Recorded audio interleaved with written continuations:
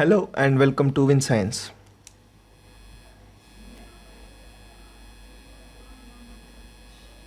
स्वागत है इस नए और एक लेक्चर में। आज हम स्टार्ट करने वाले हैं एक नया टॉपिक। क्लास 10 सीबीएसई का टॉपिक होने वाला है बिकॉज क्लास 9 के इतने दिनों से आ रहे थे।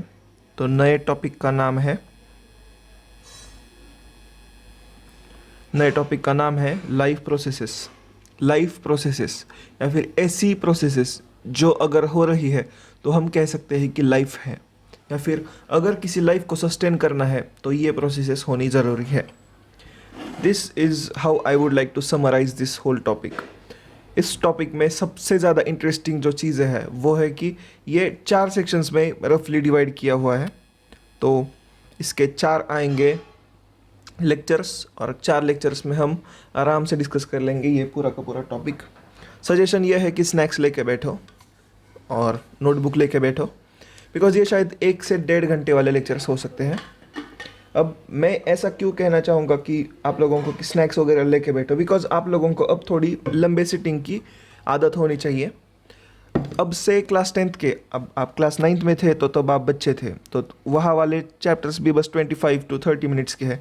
यहाँ पे हम 1 घंटे तक के ले सकते हैं, बिकॉज आप लोग अब बड़े हो चुके हो। आप अब 10th में हो, अगले साल 11th 12th है। वहाँ वाले तो शायद 1 से 1.5 घंटे वाले लेक्चर्स आराम से हो जाते हैं। आपको एग्ज़ाम भी 3 आवर्स का देना है शायद, तो आप लोगों को एक्टिव रहना चाहिए 1 घंटे के लिए। तो हम धीरे धीरे ये आदत डालेंगे। 1 घंटे का लेक्चर होने वाला है। बहुत हो गया इंट्रो। चैप्टर का नाम है life processes. You guys are watching Win Science. Subscribe कीजिए अगर अभी तक सब्सक्राइब नहीं किया तो। इस चैप्टर में सबसे पहले हम डाइजेशन पढ़ेंगे, उसके बाद रेस्पिरेशन पढ़ेंगे, उसके बाद ट्रांसपोर्टेशन पढ़ेंगे, उसके बाद एक्सक्रीशन पढ़ेंगे। अब ये सारी चीज़ें तो हम पढ़ने वाले हैं, लेकिन अब ये एक्चुअली चीज़ें है क्या वो हम डिटेल में भी डिस्कस करने वाले हैं। सो स्टिक विद मी। पूरे के पूरे चारों के चारों अगर आप एक बार पार्ट्स देख जाओ तो आप लोगों को आगे वाली बायोलॉजी में, अगर आप डॉक्टर बनना चाहते हो या फिर बीएससी करना चाहते हो, तो आप लोगों को कोई भी प्रॉब्लम नहीं आने वाला बायोलॉजी सेक्शन में। बिकॉज ये लेक्चर्स मैंने इस तरीके से डाइसेक्ट कर करके पूरी एनसीईआरटी को इतना अच्छे से डाइसेक्ट किया हुआ है, और आप लोगों को हर एक टॉपिक डेप्थ में जानने को मिलेगा इस लेक्चर के थ्रू। टेक्स्ट बुक साथ में लेके बैठो, जो इंपॉर्टेंट चीज़ लग रही है वो आप हाईलाइट करते चलो। Subscribe to Win Science. और अब हम सीधा टॉपिक के अंदर जाने वाले हैं और हर चीज़ को ठीक से जानने वाले हैं। How do we tell. अब देखो, कोई भी एक ऑर्गेनिज्म है तो उसके अंदर कई सारे सिस्टम। अब मैं लाइफ प्रोसेसेस, इसका एक छोटा सा इंट्रोडक्शन देना चाहूँगा। आप जो ये वीडियो देख रहा है वो सभी लोग अलाइव है। उसी तरीके से हर एनिमल, हर सेल जो अलाइव है, जो कुछ रिएक्शन शो कर रहा है, वो सेल एक अलाइव सेल मानी जाती है। प्लांट्स भी अलाइव होते हैं। उसी तरीके से छोटे छोटे बैक्टीरियाज वो भी अलाइव होते हैं। जेब्रा अलाइव होता है, जिराफ अलाइव होता है। लेकिन कौन सा डिफरेंशिएटिंग फैक्टर है जो अलाइव और डेड को सेपरेट करता है, या फिर जो ऑर्गेनिज्म मरा है वो और जो ऑर्गेनिज्म जिंदा है, इन दोनों में डिफरेंस क्रिएट करने वाला कौन सा फैक्टर है? अब आप कहोगे सर, जो जिंदा है वो बड़ा होता है, वो मूवमेंट शो करता है, और जो मरा है वो नहीं मूवमेंट शो करता। बिल्कुल सही, ये एक फैक्टर हो गया।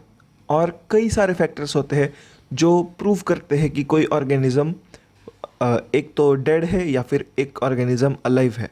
तो वो एनसीईआरटी स्टार्टिंग के पार्ट में बहुत अच्छे से डिस्कस करती है कि हम किस क्राइटेरिया पे कह सकते हैं कि एक ऑर्गेनिज्म अलाइव है। अब पेड़ पौधे तो हिलते नहीं है, फिर भी वो लोग अलाइव है, बिकॉज वो ग्रोथ तो शो करते हैं कम से कम। तो इसी तरीके से हम कंफ्यूज ना हो, इसलिए एनसीईआरटी ने बहुत अच्छे से स्टार्टिंग में कुछ लाइंस में इसे समराइज किया है। How do we tell the difference between what is alive and what is not alive? What about the plants? How do we know that they are alive? पौधे आप लोगों को कैसे पता चलेगा कि अलाइव है? एनिमल्स तो मूव करते हुए दिख जाएंगे, लेकिन पौधों का क्या? We see them green. Some of us will say, but what about the plants that have leaves of colors other than green? जैसे पाइन हो गया, या फिर कोई और पेड़ हो गया जिसके पत्ते लाल हो गए, समझो। तो आप ऐसा कहोगे क्या क्या क्या आप ऐसा कहोगे कि ये प्लांट मर चुका है? तो ऐसा नहीं कह सकते। वो शायद अलाइव हो, शायद अलाइव नहीं, बिल्कुल अलाइव ही होगा। They grow over time so we know that they are alive. तो पौधे ग्रो होते हैं, पहले पौधा इत्तू सा होता है, उइक, उसके बाद वो उइक हो जाता है, उसके बाद वो उइक उइक हो जाता है, और उसके बहुत बड़े बड़े वो आ जाते हैं, ब्रांचेस वगैरह आ जाते हैं। In other words, we tend to think of some sort of movement, either growth related or not, growth related or not, as a common evidence of being alive. तो हम कहीं ना कहीं ग्रोथ को ही पकड़ के मानते हैं कि हाँ भाई ग्रोथ हो रही है, अगर ऐसा हो रहा है कोई प्लांट, अब ये प्लांट नहीं ये हार्ट है, लेकिन चलो तो हम मोस्ट ऑफ द टाइम्स अगर कोई अलाइव है तो वो ग्रो कर रहा है, ये हमारी जनरल नोशन होती है। लेकिन अगर कोई बड़ा आदमी सो रहा है तो तब आप क्या कहोगे? क्या वो आदमी ज़िंदा है या क्या उस आदमी की मौत हो चुकी है? आप कहोगे क्या? तो बिकॉज बड़ा आदमी तो ग्रो नहीं होगा, राइट? तो कई सारे और फैक्टर्स आ जाते हैं जो प्रूव करते हैं कि कोई आदमी ज़िंदा है या फिर कोई ऑर्गेनिज्म ज़िंदा है या मरा है। But the plants that is not visibly but a plant that is not visibly growing is still alive. Some animals can breathe without visible movement. कई सारे ऐसे एनिमल्स होते हैं जो आप लोगों को शायद सांस लेते हुए दिखेंगे नहीं ऐसे, लेकिन वो अलाइव होते हैं। So using visible movement as a defining character is also not enough. अब आप कछुआ समझ लो, कछुआ कैसे ब्रीथ करता है आप लोगों को दिखेगा भी नहीं। Why are molecular movements needed in life? तो अब और एक चीज़ जिसके मदद से हम कह सकते हैं कि कोई चीज़ अलाइव है या फिर कोई चीज़ डेड है, वो है मॉलिकुलर मूवमेंट। अब देखो, पत्थर में मॉलिकुलर मूवमेंट इतना होता नहीं है, लेकिन अगर कोई चलता फिरता चीता या फिर चलता फिरता लायन या फिर चलता फिरता टाइगर हो तो उसका तो मूवमेंट आप लोगों को साफ साफ दिख जाएगा। मॉलिकुलर मूवमेंट मतलब क्या? एक मॉलिक्यूल यहाँ से वहाँ तक जा रहा है। We have seen that in earlier classes that living organisms are well organized structures. They can have tissues have cells have smaller components in them, and so on. अब ये टिश्यू सेल क्या है, एक मिनट में बता दूंगा। उससे पहले इन्होंने ये कहा है कि हमने प्रीवियस क्लासेस में देखा है कि टिश्यूज़ क्या होते हैं, सेल्स क्या होते हैं, और सेल्स किन चीज़ों से बने हुए होते हैं। वो जो छोटे छोटे ऑर्गेनेलिज जिनसे सेल बने होते हैं, वो ऑर्गेनेलिज किस चीज़ से बने होते हैं, और जो कंपाउंड्स जो उन ऑर्गेनेलिज को बनाते हैं वो किस चीज़ से बने हुए होते हैं, ये सब कुछ हमने जाना है। तो अब हम कंपाउंड्स से स्टार्ट करेंगे। देखो, प्रोटीन्स, कार्बोहाइड्रेट्स, फैट्स, इनसे बनते हैं ऑर्गेनेलिज। ऑर्गेनेलिज से बनता है सेल से बनता है कई सेल्स के टिश्यूज से सेल के ग्रुप से बनता है टिश्यू से बनता है एक ऑर्गन से बनता है एक ऑर्गन सिस्टम। अब this is what we see in every living organism. Organ system आप लोगों को ईजिली दिख जाता है। Because of the effect of the environment, this organised ordered nature of living structure is very likely to keep breaking down over time. अब देखो, चित्ते को भागना भी होता है तो उसकी स्किन पेड़ से घिस जाएगी और वो वेयर एंड टेयर हो जाएगा, शायद फट जाएगी स्किन। वैसे ही पेड़ जो है वो तो नेचर में ही खड़े रहते हैं, तो उनका बाहर का जो बार्क है वो कई सारी चीज़ों को एक्सपोज हो जाता है। तो नेचुरल है कि उनमें भी ब्रेकेज आएगा, उनमें भी रिपेयर्स करने पड़ेंगे। If order breaks down, the organism will no longer be alive. So living creature must keep repairing and maintaining their structure. ये सर आपने क्या बता दिया। देखो, अगर ये वेयर एंड टेयर रिपेयर अगर रुक गया तो एनिमल जिंदा ही नहीं रह पाएगा। अगर वेयर एंड टेयर और मेंटेनेंस अगर नहीं हुआ या फिर कोई एक सिस्टम ही चली गई, किसी समझ लो प्लांट को खाना देने वाली सिस्टम ही बंद हो गई, तो क्या होगा? प्लांट खाना नहीं खा पाएगा तो फिर प्लांट इनडायरेक्टली मर जाएगा। अगर चीते ने सांस लेना बंद कर दिया, एक सिस्टम बंद कर दी, क्या होगा? आप लोग ही बताओ क्या होगा? वो चीता जिंदा रह नहीं पाएगा। तो मेंटेनेंस हर सिस्टम का होते रहना चाहिए अगर उस ऑर्गेनिज्म को लिविंग या फिर अलाइव रहना है। तो हमारे बॉडी के सेल्स को अगर हम हमारे माउथ के सेल्स को पकड़ ले तो माउथ के सेल्स अंदर भी जा रहे होंगे, तो वहाँ के सेल्स को रिप्लेस करने के लिए, रिपेयर करने के लिए कोई ना कोई सिस्टम रिस्पॉन्सिबल होता है। और अगर वो रिस्पॉन्सिबल सिस्टम काम नहीं कर रहा तो हमारा जीना मुश्किल हो जाता है, हम जी ही नहीं सकते। तो maintenance and repair is very important thing. Since all the structures are made up of molecules, they must move molecules around all the time. तो देखो, समझ लो एक चीता है, उसकी स्किन कट गई है, या फिर कोई भालू है और उसकी स्किन कट हो गई, तो वहाँ पे रिपेयर करने के लिए हमारे बॉडी को कई सारे मॉलिक्यूल्स भेजने पड़ते हैं, ताकि वो मॉलिक्यूल्स वहाँ पे फिट आ जाए और फिर वो जो वुंड है वो हील हो जाए, जो ज़ख़म हुआ है वो हील हो जाए और चीता फिर से या फिर भालू फिर से हेल्दी हो. तो इसमें मॉलिक्यूल्स कहीं ना कहीं से बॉडी में से जा ही रहे हैं ना उस साइड. तो this is movement of molecules. एक मॉलिक्यूल एक जगह से दूसरी जगह जा रहा है. हमारा ब्लड जो है वो भी वेसल्स के अंदर से मॉलिक्यूल्स ही मूव कर रहा होता है. So this is very essential, और वो भी हम कह सकते हैं कि वो एक लाइफ प्रोसेस है या फिर that is a defining feature कि वो एक ऑर्गेनिज्म अलाइव है. What our life processes. अब हम डायरेक्टली सवाल पे आ जाते हैं, ये चैप्टर का नाम क्या कहना चाहता है, व्हाट आर लाइफ प्रोसेसेस. तो वो हम जानेंगे. The maintenance function of living organism must go even when they are not doing anything particular. अगर कोई ऑर्गेनिज्म कुछ भी कर नहीं रहा, समझो चीता ऐसे लेटा हुआ है, या फिर कोई अपना कुत्ता है, पेट एनिमल है, कोई कैट है, तो वो अगर ऐसे सो रही है, तो ऐसा नहीं होगा कि उसका रिपेयर नहीं होगा. उसके बॉडी का रिपेयर हमेशा चालू होगा, मेंटेनेंस हमेशा चालू होगा. और ये मेंटेनेंस एक बहुत इंपॉर्टेंट लाइफ प्रोसेस है. The process which together performs this maintenance job our life processes. So the processes that which together perform this maintenance job, तो जो प्रोसेसेस इस मेंटेनेंस को, मतलब जो प्रोसेसेस इस मेंटेनेंस को कॉज करती है, वही लाइफ प्रोसेसेस कहलाती है.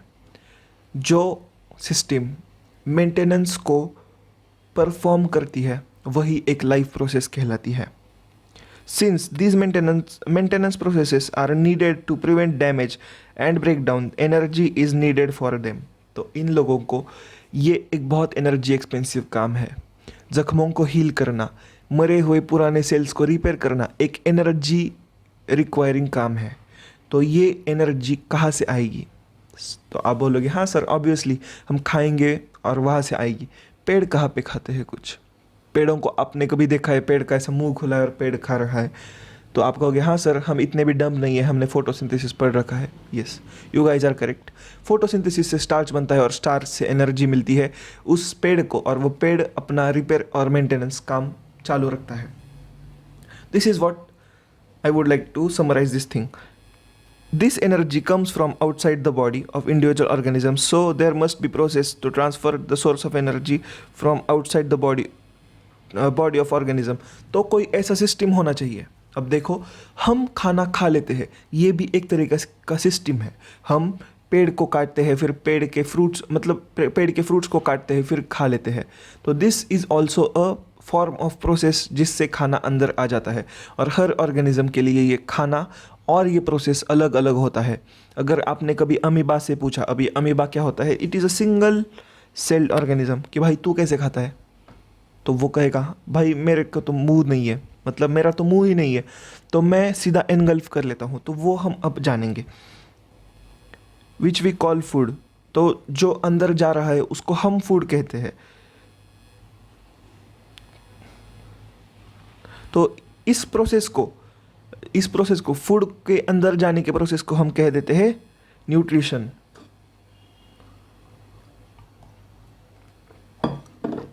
तो ये खाना अंदर जाने वाले प्रोसेस को हम कह देते हैं nutrition. If the body size of organism is to grow, additional raw material will also be needed from outside. अब देखो, एक महीने का बच्चा है, तो वो एक महीने का बच्चा अगर इतना सा होगा, इतना सा, तो वो जब 20 साल का होगा तो वो इतना बड़ा, शायद इतना नहीं, शायद इतना बड़ा होगा. तो वो इतना बड़ा कैसे हो गया? उसके अंदर क्या अंदर से ही इतनी एनर्जी आ गई, या इतने मटेरियल्स आ गए, या फिर क्या उसे मिट्टी लग गई और फिर वो बड़ा हो गया? नहीं हुआ. उसको इनसाइड से ही मिली है, और वो रॉ मटेरियल्स से आया है. जो कुछ आज आप इतने बड़े हो गए हो, आप जब बॉर्न हुए थे तो आप इतू से थे, शायद इतू से थे, और तब से अब तक इतना ज़्यादा डेवलपमेंट आ गया है. तो वो सब कुछ जो रॉ मटेरियल लगा है आप लोगों को कंस्ट्रक्ट करने में, तो वो रॉ मटेरियल आ जाता है बाहर से. हमारे बॉडी के अंदर। Since life on earth depends on carbon based molecules, most of this food resources are also carbon based. तो सिंस हम सभी लोग खाना जो है, हम सभी लोग कार्बन से बने हुए हैं, वो मैं आपको बता दूं, कार्बन से बने हुए हैं हम लोग। अब ये कार्बन क्या है, अगर आप ये पूछ रहे हो तो आप भाई 10th क्लास में कैसे आ गए। कार्बन एक एलिमेंट है, it is a very very life essential element जो हमारे पीरियोडिक टेबल में आप लोगों को दिख जाएगा। तो उससे हम बने हुए हैं और उसके कंपाउंड से हम बने हुए हैं। हमारे कार्बोहाइड्रेट्स भी कार्बन से बने हुए होते हैं और बड़े बड़े कार्बन की चेन्स से हम लोग बने हुए हैं। तो हमारा डाइट भी कार्बन बेस्ड होगा। तो इसका मतलब ये नहीं कि आप लोग कार्बन का कुछ भी खा लोगे, राइट, आप सिर्फ फूड खाओगे। वैसे कार्बन तो कंपनी के वो जो इंडस्ट्री के पाइपलाइंस है उनमें से जो धुआं निकलता है उसमें भी कार्बन होता है, तो वो आप नहीं खा सकते।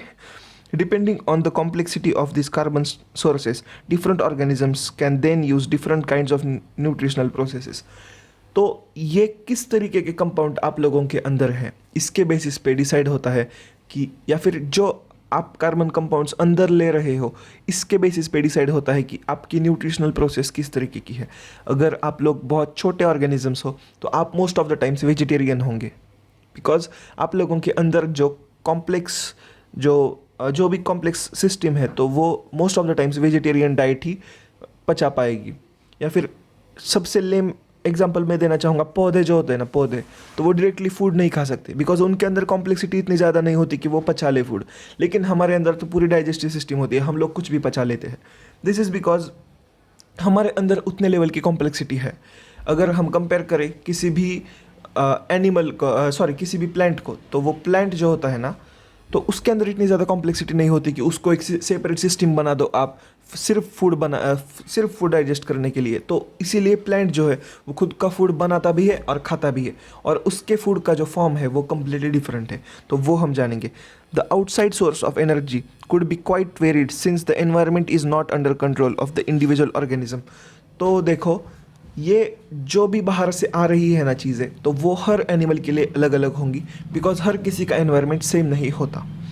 This source of energy therefore is needed to be broken down or built up in a body and must finally converted to a uniform source of energy that can be used for various molecular movements needed for maintenance of living structures as well as kind of molecules body needs to grow.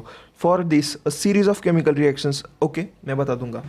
देखो, अब आपकी body, चलो समझ लो आप लोगों ने meet खा लिया, मतलब चिकन खा लिया समझ लो। तो जो चिकन है वो एक मसल के फॉर्म में ही आपके बॉडी के अंदर जा रहा है। तो क्या वो डायरेक्टली आपके मसल्स के अंदर जाएगा? नहीं। चिकन जो है वो किसी न किसी प्रोसेस से, चलो ये हम चिकन लेग पीस बना लेते हैं, चिकन लेग पीस वैसे बहुत अच्छा हो ड्राइंग में। ये चिकन लेग पीस जो है वो आप लोग पहले तो आप कुक करोगे। चलो हम 1 मिनट के लिए समझ लेते हैं आपने रॉ मीट खा लिया, तो आप लोगों को इसे कुछ इस फॉर्म्स में कन्वर्ट करना चाहिए जो आपके बॉडी के लिए चलेंगे। समझ रहे हो? जो आपके बॉडी के लिए चलेंगे उस फॉर्म्स में कन्वर्ट करना चाहिए। तो ये डाइजेशन से होता है। आप लोग खाओगे, फिर इंटेस्टाइन आप दांत से भी तोड़ोगे, उसके बाद इंटेस्टाइन्स में भी जाके उसका छोटे छोटे टुकड़ों में डिवीजन होगा, उसके बाद वो एक एब्जॉर्बेबल फॉर्म में कन्वर्ट होगा। This is also a very energy expensive process to get energy. अब देखो, वो फिर छोटे छोटे फॉर्म्स में ब्रेक होगा, फिर उसके बाद जो फॉर्म्स आपकी बॉडी एब्जॉर्ब कर सकती है वो एब्जॉर्ब होगा। तो फिर प्रोटीन्स, आपने सुना होगा प्रोटीन्स, कार्बोहाइड्रेट्स, इस फॉर्म में वो एब्जॉर्ब होगा, और फिर वो प्रोटीन्स जो हमारी बॉडी के लिए चलेंगे उस फॉर्म्स में वो ब्लड के थ्रू आपके मसल में जाएगा, और फिर आपका मसल कुछ इस तरीके से फूल जाएगा। This is how things work. अगर आपने रोटी खा ली, चलो वेजिटेरियन लोगों के लिए जो छी करते हैं जब वो नॉनवेज का नाम सुनते हैं, तो देखो आप लोगों ने रोटी खा ली, रोटी से बन जाएंगे कार्बोहाइड्रेट्स, और वो कार्बोहाइड्रेट्स जो है वो कार्बोहाइड्रेट्स ऐसे फॉर्म में कन्वर्ट होंगे जो आपकी बॉडी एब्जॉर्ब करके आपके बॉडी में यूज़ कर सकती है। सो ये सिर्फ टेस्ट के लिए नहीं होता, तो वो हमारी बॉडी की नेसेसिटी है कि हमें फूड चाहिए, और फिर वो एक ऐसे फॉर्म में बन जाएगा। तो समझ लो इस रोटी की स्टार्च बनेगा, फिर स्टार्च से बनेगा कार्बोहाइड्रेट्स, वो कार्बोहाइड्रेट्स और एनर्जी, तो वो कार्बोहाइड्रेट्स सेल में चला जाएगा, और फिर हमें जो है एनर्जी मिल जाएगी उसके रिटर्न में, और फिर हमारी बाकी की मेंटेनिंग प्रोसेसेस हो पाएगी। कुछ इस तरीके से है। और ये सब काम जो है ना वो केमिकल रिएक्शंस के थ्रू होता है। अगर आप लोगों को रोटी को यहाँ से यहाँ तक लाना है तो सिर्फ चबाने से काम नहीं चलेगा, उसके लिए भी कई सारी केमिकल प्रोसेसेस होती है हमारे पेट में, हमारे इंटेस्टाइन्स में। उसी तरीके से हर चीज़ को एब्जॉर्ब करने के लिए भी कई सारी केमिकल रिएक्शंस होगी। तो ये ब्रेकडाउन, एक केमिकल ब्रेकडाउन हम कह सकते हैं।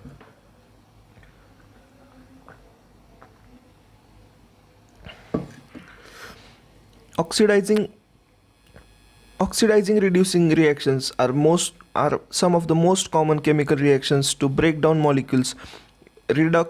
तो देखो, सबसे कॉमन रिएक्शन जिसके थ्रू ब्रेकडाउन पॉसिबल है तो वो रिएक्शन है ऑक्सीडेशन रिडक्शन रिएक्शन।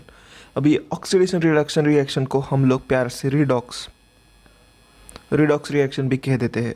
इस रिडॉक्स रिएक्शन का ऑक्सीजन आता है बाहर से। अब देखो, रिडॉक्स रिएक्शन को चाहिए होता है एक ऑक्सीडेशन और दूसरा है रिडक्शन। अभी ऑक्सीडेशन रिडक्शन अभी नहीं हुआ तो आगे के क्लासेस में हो जाएगा। ऑक्सीडेशन मतलब क्या? किसी भी चीज़ में ऑक्सीजन का मिल जाना। किसी भी चीज़ में आप जब ऑक्सीजन भरा दोगे या फिर ऑक्सीजन फिल करोगे तो उसका हो जाएगा ऑक्सीजन। अब बहुत अच्छा एग्जांपल ऑक्सीडेशन का क्या होगा? Carbon plus O2 gives CO2।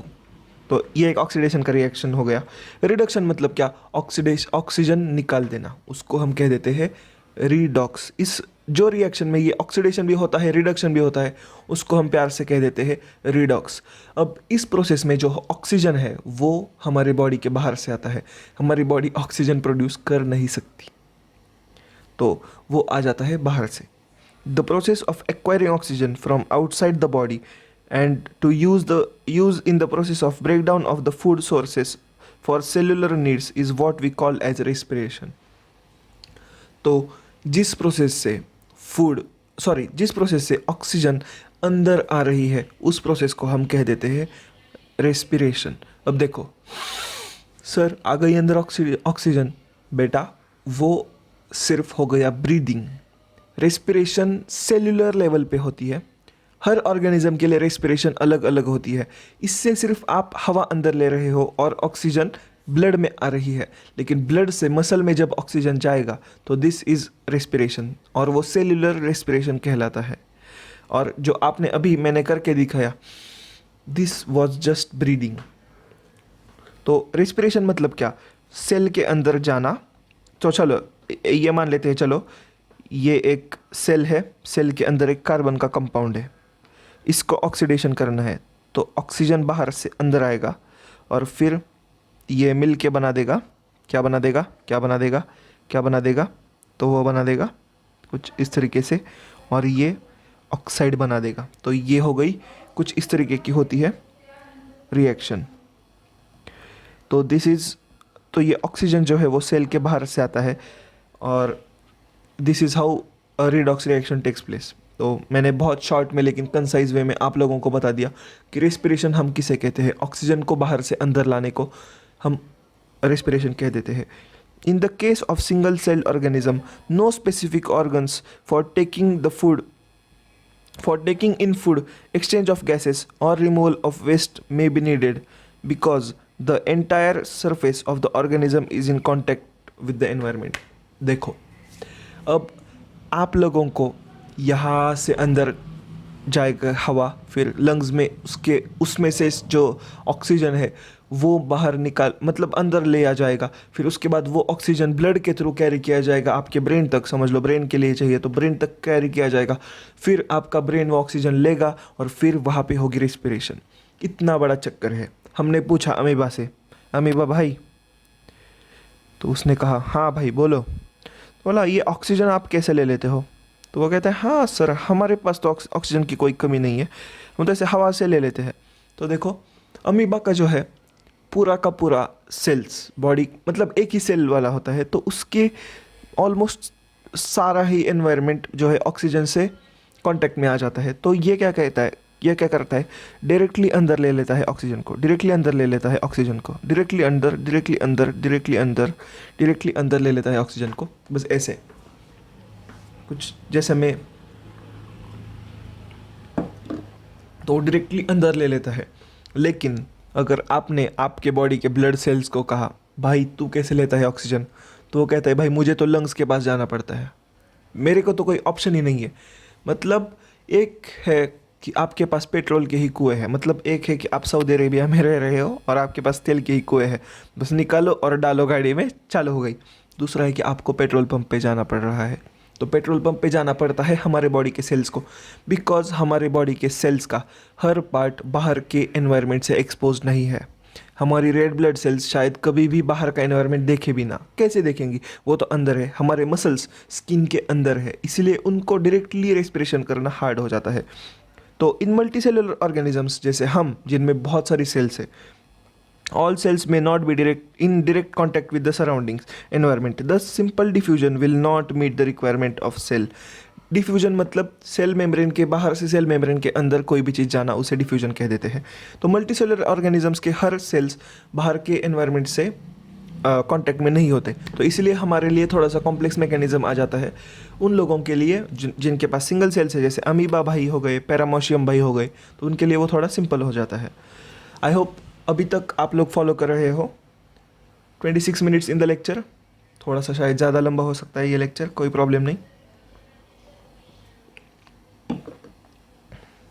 आप लोग स्क्रीनशॉट ले लो मेरा। बहुत हो गया छोटा सा ब्रेक 10 सेकेंड का। We have seen previously how in multicellular organisms various body parts have specialised in function they perform. तो देखो, हमने प्रीवियस क्लास में देखा है कि मल्टी सेलुलर जो ऑर्गेनिज्म होते हैं ना, उनके अंदर डिवीजन ऑफ लेबर देखा जाता है।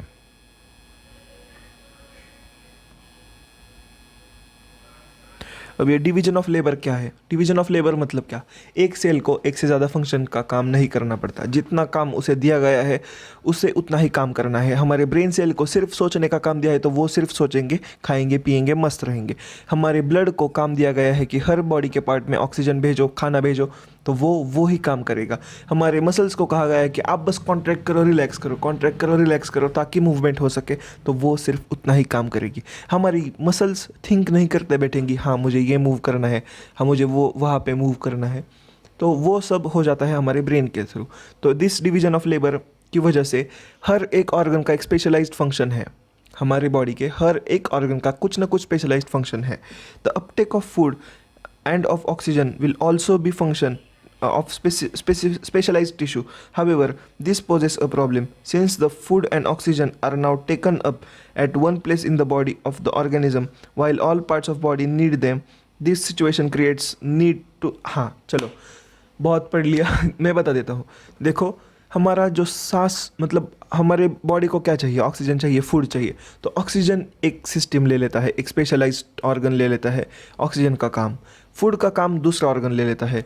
तो अब हमारे बॉडी में एक जगह से आ रही है ऑक्सीजन, एक जगह से आ रही है फूड। अब देखो, अगर मुंह से और नाक से अगर हमारा ऑक्सीजन वगैरह आ रहा है, तो हमारे पैर तक कहाँ से जाएगा ऑक्सीजन? तो हमारे लिए एक ट्रांसपोर्ट नेटवर्क की भी ज़रूरत पड़ी, तो इसलिए ब्लड आया काम में, ब्लड और वेसल्स आ गई काम में। तो उनका काम हो जाता है कि वो ट्रांसपोर्टेशन करे। तो हर किसी चीज़ को एक स्पेशलाइज्ड ऑर्गन है और वो स्पेशलाइज्ड ऑर्गन बस उसका काम करता है। अब एक चीज़ ला रही है फूड, एक चीज़ ला रही है ऑक्सीजन, तो उसे बॉडी तक पहुंचाने के लिए एक ट्रांसपोर्टेशन सिस्टम का भी काम चाहिए, तो वो कर देता है हमारा ट्रांसपोर्ट सिस्टम, जो फूड और ऑक्सीजन को सिर्फ कैरी करता है एक पार्ट से दूसरे पार्ट तक। When chemical reaction use the carbon source and oxygen source for energy generation, they create byproducts। हाँ देखो, अब खाना आ रहा है, सांस आ रही है, कार्बन के सारे प्रोडक्ट्स बन रहे हैं, तो भाई कुछ ऐसा भी चाहिए ना जिससे ये बाई प्रोडक्ट्स, अब प्रोडक्ट्स भी बन रहे हैं और बाई प्रोडक्ट्स भी बन रहे हैं। अब ये बाई प्रोडक्ट्स क्या होते हैं? बाई प्रोडक्ट्स मतलब जो मलबा जो बाहर जाना चाहिए बॉडी से, जो टॉक्सिक चीज़ें हैं, तो वो बाहर निकालने के लिए हमारे पास एक और सिस्टम आ जाता है जिसका नाम है एक्सक्रीशन। एक्सक्रीशन मतलब क्या? हमारे बॉडी से चीज़ें बाहर निकालना, हमारे बॉडी से चीज़ें बाहर निकालना। When U P, this is excretion. Excretion से बॉडी से बाहर चीज़ें, जो टॉक्सिक चीज़ें हैं वो बॉडी से बाहर चली जाती है. So this is what I would like to summarise the whole topic. तो हम अब हर सिस्टम को, जैसे हो गया खाना आने वाला सिस्टम, पानी लाने वाला सिस्टम, बॉडी में खाना लाने वाला सिस्टम, मतलब ऑक्सीजन लाने वाला सिस्टम, उसके बाद हमारे बॉडी में हर रिस्पेक्टिव ऑर्गन तक ब्लड के थ्रू पहुंचाने वाला सिस्टम, ये भी पढ़ेंगे. उसके बाद जो बाई प्रोडक्ट्स बने हैं वो फेंक देने वाला सिस्टम, वो भी पढ़ेंगे हम इस पूरे टॉपिक में. इसलिए मैंने स्टार्टिंग में कह दिया आप लोगों को कि जो डाइजेशन, रेस्पिरेशन, उसके बाद है ट्रांसपोर्टेशन और एक्सक्रीशन, ये 4 चीज़ें मेनली हम पढ़ने वाले हैं इस प्यारे से टॉपिक में. अब तक हो चुके हैं 30 minutes and I would highly recommend you guys to subscribe. अब ये हो गया इंट्रोडक्शन. अब हम छलांग मारेंगे ओरिजिनल टॉपिक के अंदर. तो मैं तो बहुत ज़्यादा एक्साइटेड हूँ. ये this is the favourite topic. और एक फेवरेट टॉपिक है, आप लोगों को कभी बताऊँगा. न्यूट्रिशन. न्यूट्रिशन मतलब क्या? न्यूट्रिशनिस्ट मतलब क्या? न्यूट्रिशनिस्ट मतलब वो डॉक्टर जो आपके लिए डाइट सेट कर दे, वो होता है न्यूट्रिशनिस्ट. न्यूट्रिशन मतलब खाना. और खाना हर चीज़, हर ऑर्गेनिज्म के लिए अलग अलग होता है. जैसे प्लांट के लिए, प्लांट कभी चिकन नहीं खाएगा और ह्यूमंस चिकन खाएंगे. लायन कभी घास नहीं खाएगा. और जो प्लांट, चलो हो गई बातें. तो जैसे प्लांट कभी हमारे जैसे नॉर्मल खाना नहीं खाएगा और हम प्लांट को खाएंगे, लेकिन प्लांट कभी ह्यूमंस को खा नहीं सकता. उसी तरीके से गाय हमेशा पेड़ पौधे खाएगी और टाइगर हमेशा, या फिर लायन हमेशा मांस खाएगा. तो even when we are not doing any apparent work, energy is needed for maintenance of state और ऑर्डर ऑफ आवर बॉडी. हम जैसे है वैसे रहने के लिए बहुत ज़्यादा एनर्जी जा रही होती है. भले ही हम दिन भर पड़े रहे, लेकिन आपको मेंटेन करने के लिए एक एनर्जी की ज़रूरत होती है. We also need materials from outside in order to grow, develop, synthesis protein and other substances needed in body. तो हमें रॉ मटेरियल्स की ज़रूरत होती है और एनर्जी की भी ज़रूरत होती है. और रॉ मटेरियल्स एनर्जी बनाने के लिए उनकी भी ज़रूरत होती है, ताकि हम लोग जैसे है वैसे ही सस्टेन रह सके. अगर हमें वो नहीं मिले तो शायद हम लोग एग्जिस्ट ही ना कर पाए. शायद अगर वो खाना ही आना बंद हो गया तो हम शायद मर जाएंगे. This source of energy and materials is the food we eat. तो जो फूड हम खाते हैं, तो this is the source of energy and food. पानी पी लेते हैं. पानी पी लो फ्रेंड्स.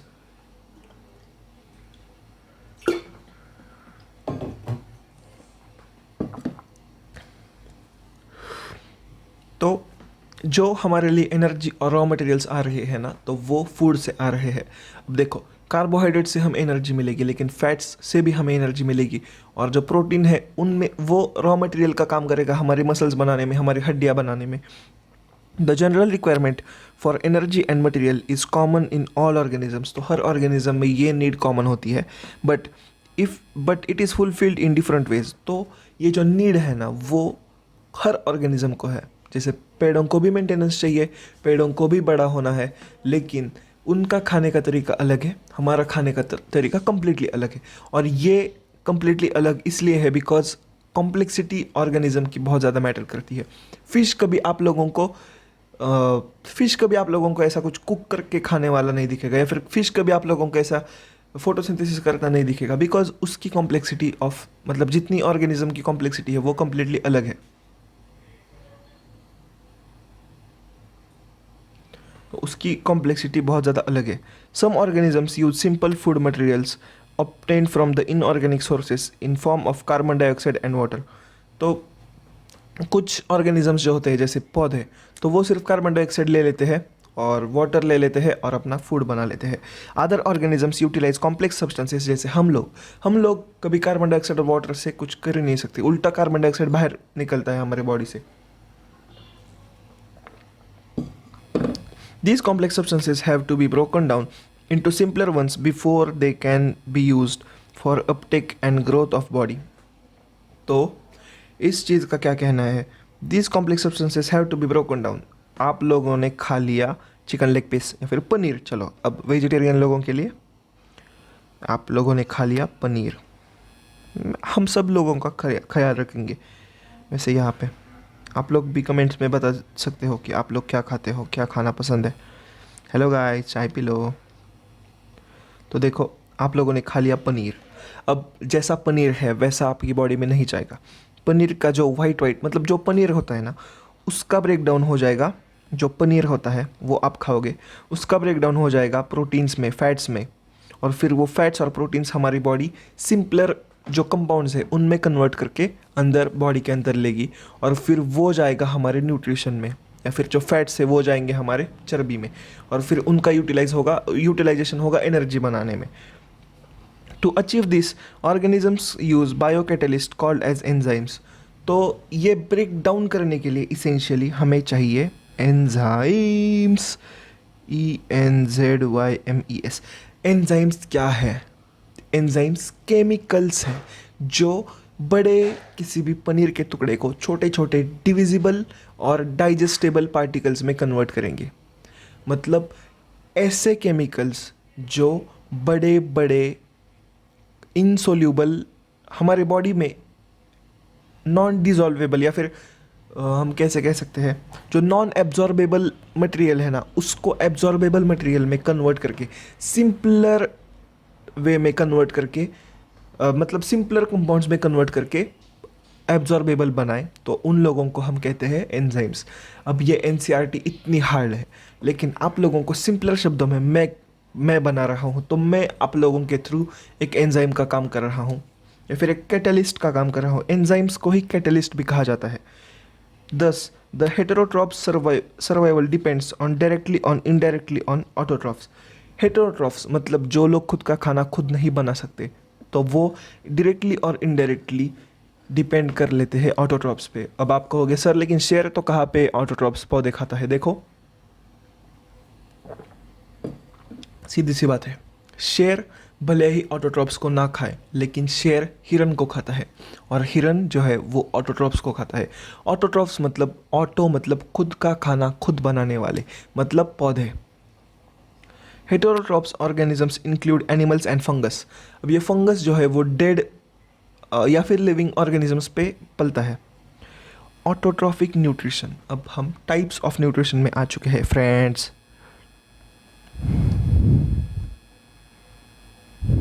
वैसे मैंने पुनीत सुपरस्टार के वैसे सारे के सारे वीडियोस देख चुके हैं, मुझे तो वो बहुत फ़नी लगा।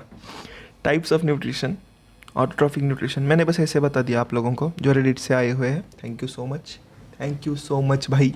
78 सब्सक्राइबर्स बहुत होता है, मैं तो रो दूंगा। मुझे अब पता नहीं जब ये वीडियो आ रहा है तब कितने हो जाएंगे, लेकिन ठीक है। 37 मिनट्स इनटू द लेक्चर, अब हम ऑटोट्रॉफिक न्यूट्रिशन पढ़ने वाले हैं। ऑटोट्रॉफिक न्यूट्रिशन मतलब क्या? ऑटोट्रॉफ्स मतलब खुद का खाना खुद बनाने वाले। तो उनका न्यूट्रिशन किस तरीके से होता है? Carbon and energy requirements of the autotrophic organisms are fulfilled by photosynthesis. ख़त्म। तो ये फोटोसिंथेसिस कर लेते हैं ताकि इन लोगों को न्यूट्रिशन मिल सके। The material is taken from the form of carbon dioxide and water. तो जो बेसिक मटेरियल लगता है फोटोसिंथेसिस करने के लिए, तो उसका नाम है कार्बन, दूसरा है कार्बन डाइऑक्साइड, दूसरा है वाटर। तो आप लोग पौधे को कार्बन डाइऑक्साइड दे दो, पानी दे दो, तो वो कर लेगा फोटोसिंथेसिस। अब और कौन कौन सी चीज़ें चाहिए होती है ताकि ये सक्सेसफुली फूड बना सके? तो पहली होती है सनलाइट, दूसरी है क्लोरोफिल। क्लोरोफिल एक पिगमेंट है जो एनर्जी देता है इस रिएक्शन को। Carbohydrates are utilised for providing energy. अब ये जो बन जाते हैं तो उसके प्रोडक्ट्स होते हैं कार्बन डाइऑक्साइड और ऑक्सीजन। ऑक्सीजन तो उड़ जाती है, फोटोसिंथेसिस के प्रोडक्ट्स बन जाते हैं कार्बोहाइड्रेट्स और ऑक्सीजन। ऑक्सीजन तो उड़ जाती है और पानी भी बनता है, तो पानी फिर से यूज़ होता है। और जो कार्बोहाइड्रेट्स होते हैं वो मेंटेनेंस में, पौधे को ग्रो करने में हेल्प करता है। जब आप देखोगे कि नारियल का पेड़ ग्रो कर रहा है, तो वो ग्रो क्यों कर रहा है? बिकॉज उसके अंदर फोटोसिंथेसिस हो रही है। कार्बोहाइड्रेट्स उसको ग्रो करने में हेल्प कर रहे हैं, और जो ऑक्सीजन है तो वो उड़ जा रही है और आप वही ऑक्सीजन ले रहे हो अभी। We will study how this takes place in immediately stored from the starch. तो देखो, जो क्विकली यूज़ नहीं हो रहा कार्बोहाइड्रेट, तो वो फिर से कन्वर्ट हो जाता है स्टार्च में। और वो स्टार्च स्टोर होता है फ्रूट में। वो फ्रूट खा लेते हैं हम लोग और फिर हमारे अंदर वो स्टार्च की फॉर्म में आ जाता है। लेकिन हमारी बॉडी डायरेक्टली स्टार्च खा नहीं सकती, तो हमारी बॉडी क्या करती है, हमारी बॉडी स्टार्च को ब्रेक डाउन करती है छोटे छोटे टुकड़ों में। वो छोटे छोटे टुकड़े ब्रेक डाउन होते हैं किसके थ्रू, एंजाइम्स के थ्रू, और फिर हम लोग वो खा लेते हैं। इसलिए हम लोग हेट्रोट्रॉफ्स हैं और वो ऑटोट्रॉफ्स हैं। अब जो रिएक्शन जो हम पढ़ने वाले हैं वो बहुत ज़्यादा इंपॉर्टेंट है। ये आप लोगों को आनी ही चाहिए। मतलब ऐसी रिएक्शन है कि जो आप चाह कर भी छोड़ नहीं सकते। देखो, because this is the reaction जिस वजह से आप लोग खा पा रहे हो, जो वेजिटेरियन लोग हो। तो हम वो रिएक्शन देख लेते हैं। हमें क्या चाहिए, कार्बोहाइड्रेट्स नहीं, हम लोगों को चाहिए क्या, हम लोगों को चाहिए कार्बन डाइऑक्साइड, और फिर हम लोगों को चाहिए पानी, PAANI। उसके बाद हमें चाहिए क्लोरोफिल और सनलाइट, सनलाइट। और उसके बाद हमें क्या मिलेगा, क्या मिलेगा आप लोग बताओ, चलो, ग्लूकोज मिलेगा या फिर कार्बोहाइड्रेट मिलेगा, ग्लूकोज। और फिर ग्लूकोज और क्या मिलेगा, कार्बन डाइऑक्साइड, ऑक्सीजन सॉरी, और साइड में मिलेगा पानी। तो देखो, अब ये ग्लूकोज कहाँ पे यूज़ होगा, ग्लूकोज यूज़ होगा कार्बोहाइड्रेट्स बनाने में, एनर्जी देने में, और एनर्जी स्टोर करने में भी। तो ये एक रिएक्शन है। तो आप लोग इसी रिएक्शन का एक सुधरा हुआ फॉर्मेट देख सकते हो यहाँ पे, C6CO2 प्लस 12H2O क्लोरोफिल और सनलाइट के प्रेजेंस में बना देता है C6H12O6, C6H12O6, C6H12O6, C6H12O6, C6H12O6 glucose का फॉर्मूला है, हमेशा के लिए आप लोगों को याद रखना है। अब मैं इतना ज़्यादा स्ट्रेस क्यों ले रहा हूँ इसका, because this is like very very important formula. एक मिनट में मैं सर्च कर रहा हूँ।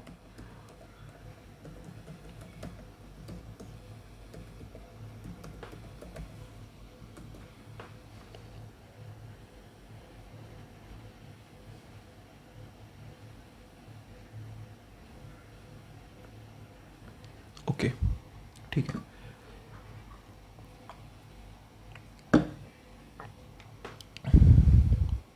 तो ये अब हम इस प्रोसेस में, जब ये फोटोसिंथेसिस हो रही है तो उस प्रोसेस में एक्चुअली क्या हो रहा है वो डिस्कस करेंगे।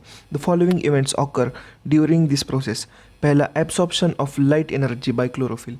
क्लोरोफिल लाइट एनर्जी लेता है और फिर इस रिएक्शन को एनर्जी देता है, बिकॉज ये इस रिएक्शन में भी एनर्जी पैक हो रही है इनडायरेक्टली।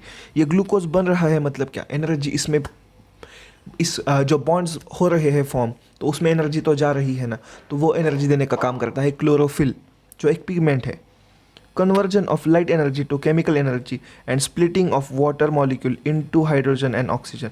ये वाटर मॉलिक्यूल, एक मिनट, ये वाटर मॉलिक्यूल जो है वो स्प्लिट कर जाता है दो, मतलब जो वाटर मॉलिक्यूल है वो हाइड्रोजन और ऑक्सीजन में स्प्लिट कर जाता है। उसके बाद जो ऑक्सीजन है वो उड़ जाता है और ये हाइड्रोजन जो है वो ग्लूकोज बनाने में हेल्प होता है। और जो बॉन्ड्स, जो एक लाइट की एनर्जी है, लाइट की एनर्जी से केमिकल एनर्जी बनाई जाती है। तो केमिकल एनर्जी में ये एनर्जी स्टोर हो जाती है जो लाइट से आ रही है। Reduction of carbon dioxide to carbohydrates, ये भी होता है। देखो, जो कार्बन डाइऑक्साइड है उससे कार्बोहाइड्रेट्स बन जाते हैं, ये रिडक्शन हो जाता है। देखो, यहाँ पे हो जाता है एक रिडक्शन रिएक्शन, और जो ऑक्सीजन, अब देखो, और मतलब आप लोगों को ये दिख जाएगा एक ऑक्सीजन और ये हो जाएगा एक रिडक्शन, ऑक्सीडेशन, और ये हो जाएगा रिडक्शन। तो this is also a Redux reaction. बस मैंने बस ये बता दिया आप लोगों को, वैसे ये जानने की ज़रूरत नहीं है। लेकिन यहाँ पे रिडक्शन हो जाता है कार्बन डाइऑक्साइड का कार्बोहाइड्रेट्स में। रिडक्शन मतलब क्या, ऑक्सीजन निकल जाता है और फिर उसके बाद उस रिएक्शन को हम कह देते हैं एक रिडक्शन रिएक्शन, तो वो हो जाती है। अब आप कहोगे सर ठीक है, लेकिन फोटोसिंथेसिस होता कहाँ है। देखो, क्लोरोफिल की ज़रूरत है। क्लोरोफिल ग्रीन कलर का पिगमेंट होता है। तो आप बताओ फोटोसिंथेसिस कहाँ कहाँ होगा। फोटोसिंथेसिस होता है लीफ में। फोटोसिंथेसिस होता है जहाँ जहाँ आप लोगों को चीज़ ग्रीन दिखेगी प्लांट पे, वहाँ वहाँ फोटोसिंथेसिस होता है। अब ये सीक्रेट मैंने आप लोगों को बता दिया है, अब आप लोग किसी को नहीं बताओगे। जी हाँ, लीव्स पे होता है, जहाँ जहाँ पे आप लोगों को ग्रीन दिखेगा। अब मैं 1 मिनट में ग्रीन कलर सेलेक्ट कर लूँ तो फिर आप लोगों को बताने को इजी हो जाएगा। अब देखो, डेजर्ट में जो है कुछ इस तरीके का कैक्टस होता है। कैक्टस तो पूरा का पूरा ग्रीन होता है, तो स्टेम में भी आप लोगों को फोटोसिंथेसिस दिख जाएगी। This steps need not to be taken. अब देखो, ये जो स्टेप्स जो मैंने बता दी ना, अब ये एक साथ होने की ज़रूरत नहीं होती। कुछ स्टेप्स आगे होंगी, कुछ स्टेप्स पीछे होंगी। और वाटर लॉस को प्रिवेंट करने के लिए कुछ स्टेप्स रात को भी होगी, जैसे डेजर्ट के प्लांट्स में होता है। तो जैसे डेजर्ट प्लांट्स में जो है कार्बन डाइऑक्साइड जो है उसका टेकअप रात में चलता है। एंड प्रिपेयर एंड तो देखो, तो ये क्या करते हैं डेजर्ट के प्लांट्स, रात को जो है पूरी की पूरी कार्बन डाइऑक्साइड ले लेते हैं और फिर एनर्जी बना देते हैं इमीडिएटली। तो कुछ इस तरीके से होता है। अब आपका एक क्रॉस सेक्शन ऑफ लीफ दिखाया गया है। अब ये क्रॉस सेक्शन ऑफ लीफ क्या है वो मैं बता दूँ। हमने एक पत्ता लिया, एक पत्ता कुछ इस तरीके का था, उसे ऐसे बीच में काटा। उसके बाद हमने जो है उसको ऐसे, मैं बता दूँ, चलो ये पत्ता है हमारा, 1 मिनट के लिए समझ लेते हैं। तो हमने क्या किया, इसे ऐसे बीच में से काटा और फिर ऐसे देखा, ऐसे। आई होप ये फोकस हो रहा है। तो कुछ इस तरीके से हमने देखा। तो जब हमने इस तरीके से इसे देखा तो हमें देखने को क्या मिला, तो वो हम जान लेंगे। पहला लेयर जो हमें देखने को मिला तो वो था ये लेयर। उसके बाद जो लेयर मिला तो वो था ये लेयर। उसके बाद जो लेयर मिला वो था ये लेयर। इस लेयर के बीच में भी 2 लेयर्स आपको सेपरेट मिल जाएंगी देखने को। अब ये एक्चुअली है क्या, तो जब आपने ऊपर वाला लेयर देखा तो वो थोड़ा सा वैक्सी होता है। आप लोग किसी भी पत्ते को ऐसा लेके ऐसे रब करके देखो आपके हाथ, तो आपको थोड़ा थोड़ा वैक्सी लेयर दिख जाएगा। उसके बाद ऊपर इपिडर्मिस। अब ये इपिडर्मिस क्या है, ऊपर नहीं, अपर इपिडर्मिस। अब ये अपर इपिडर्मिस क्या है, अपर इपिडर्मिस मतलब ऊपर वाला इपिडर्मिस का लेयर, मतलब ऊपर वाली स्किन, प्लांट की स्किन। और ये नीचे वाली स्किन, और यहाँ पे जो है ये गार्ड सेल्स है। गार्ड सेल्स मतलब वो सेल्स जो कभी खुलेंगे कभी नहीं खुलेंगे, ताकि जब खुलेंगे तब अंदर गैसेस आ सकेंगी, जैसे कार्बन डाइऑक्साइड आएगी और ऑक्सीजन बाहर चली जाएगी। ये हो गई क्लोरोप्लास्ट्स। अब ये क्लोरोप्लास्ट का काम क्या है, तो इनके अंदर होती है क्लोरोफिल, और यही है जो एक्चुअली फोटोसिंथेसिस में हेल्प करते हैं। ये एयर स्पेसेस हो गई। एयर स्पेस मतलब क्या, जो हवा के लिए स्पेस खुली रखी गई है ताकि हवा अंदर आए।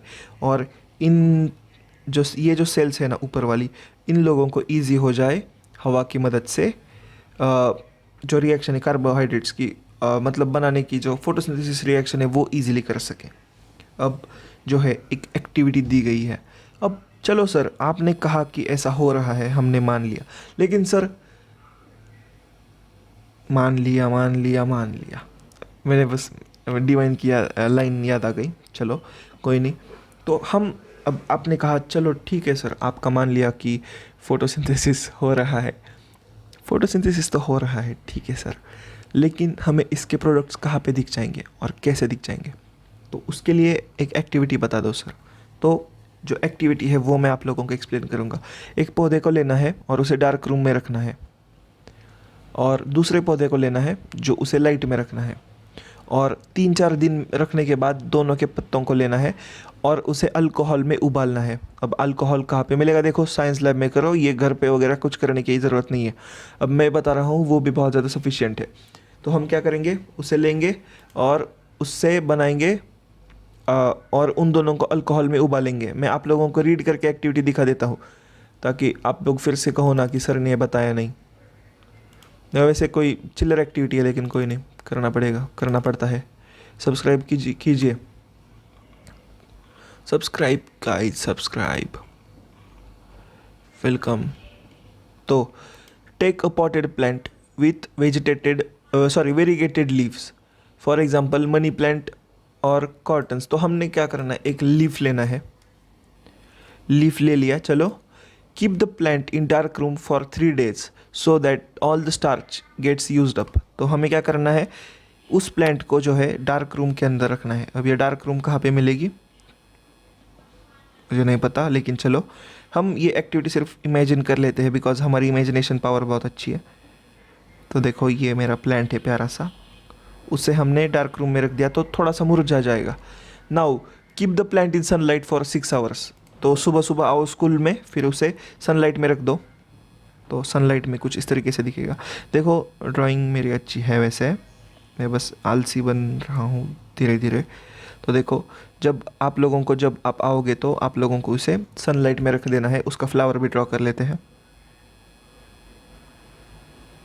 तो उसे सनलाइट में आपने रख दिया। अब pluck a leaf from the plant, mark the green areas in it and trace them on a sheet of paper. अब आपको क्या करना है कि अब देखो वेरीगेटेड लीफ मतलब कैसा होता है पता है, आपने मनी प्लांट का लीफ देखा होगा। मनी प्लांट का लीफ थोड़ा येलो होता है, थोड़ा ग्रीन होता है, थोड़ा वाइटिश होता है। तो एक लीफ में भी ना, देखो मनी प्लांट का मैं ड्रॉ करके दिखा दूँ आप लोगों को, ऐसा होता है लीफ। तो कुछ जगह पे ग्रीन होगा, कुछ जगह पे वाइटिश होगा लेयर, कुछ जगह पे येलोइश होगा। तो जहाँ जहाँ ग्रीन एरियाज है ना वो आप लोगों को मार्क कर लेने हैं। तो और वो एक पेपर पे रख के, पेपर पे ऐसे रखो लीफ को और फिर मार्क कर लो जहाँ जहाँ ग्रीन कलर के एरियाज है वहाँ पे।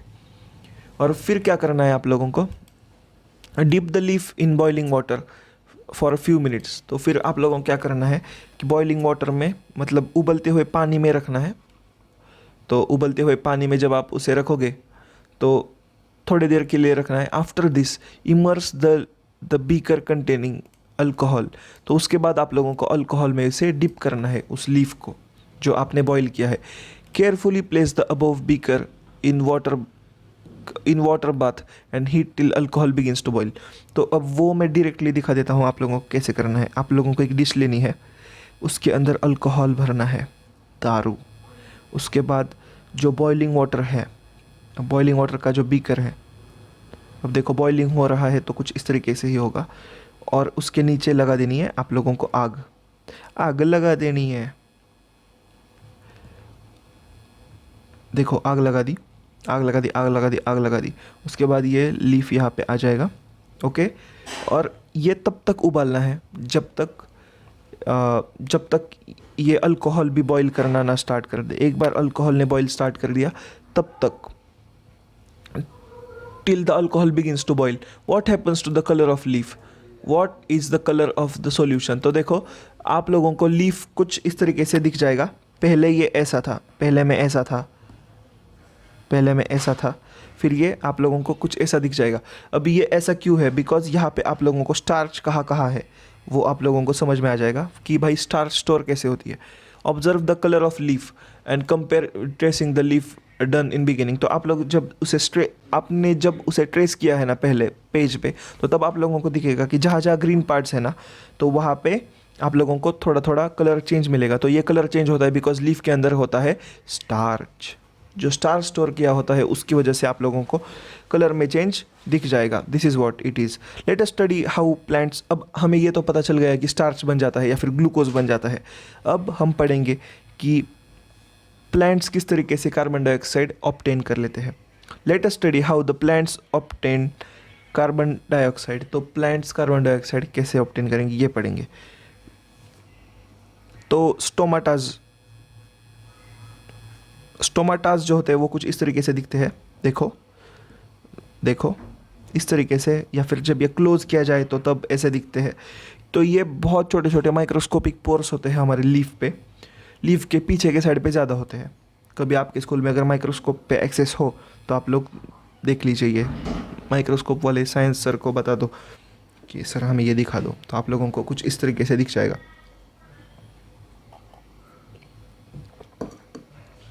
Stomatas, which are tiny pores present on the surface of leaves. Massive amount of gaseous exchange takes place in the leaf through these pores. तो इन पोर्स की मदद से बहुत ज़्यादा लेवल पे आपको गैसेस एक्सचेंज होता हुआ दिख जाएगा। ये क्लोज होते हैं, ओपन होते हैं। क्लोज जब होते हैं तो कम होता है, जब ओपन होते हैं तो ये ज़्यादा होता है। For the purpose of photosynthesis, तो ये फोटोसिंथेसिस के लिए ही काम में आते हैं। But it is important to note that the exchange of gases occurs the gaseous exchange across the surface of stem, root and leaves as well तो ये जो स्टोमाटास होते हैं वो आप लोगों को स्टेम पे भी दिख जाएंगे, लीफ पे भी दिख जाएंगे, हर जगह पे दिख जाएंगे। अब इनका यूज़ क्या होता है, तो गैसियस एक्सचेंज करने के लिए, ताकि गैसियस एक्सचेंज करने में यूज़ आ जाता है। थोड़ा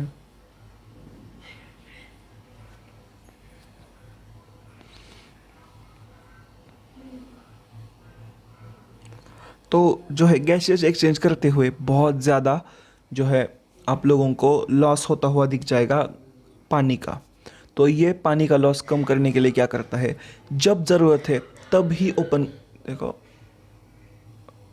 सॉरी, तो जब ज़रूरत है तब ही ओपन करता है स्टोमाटा, जब ज़रूरत नहीं है तब नहीं करता ओपन स्टोमाटा।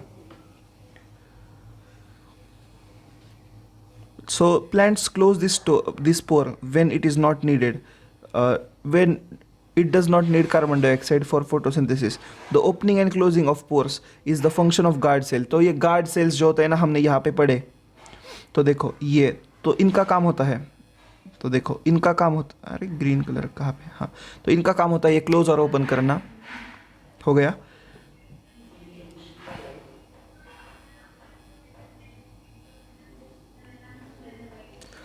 और ये स्टोमाटल पोर की ओपनिंग और क्लोजिंग होती रहती है डिपेंडिंग ऑन कितना ज़्यादा प्रेशर है गार्ड सेल्स में। अगर गार्ड सेल्स में ज़्यादा प्रेशर है तो गार्ड सेल्स से सूज जाएंगे और स्टोमाटा ओपन हो जाएगा। अगर गार्ड सेल्स में नहीं है इतने ज़्यादा प्रेशर, तो कुछ इस तरीके से क्लोज हो जाएंगे, श्रिंक कर जाएंगे बेसिकली।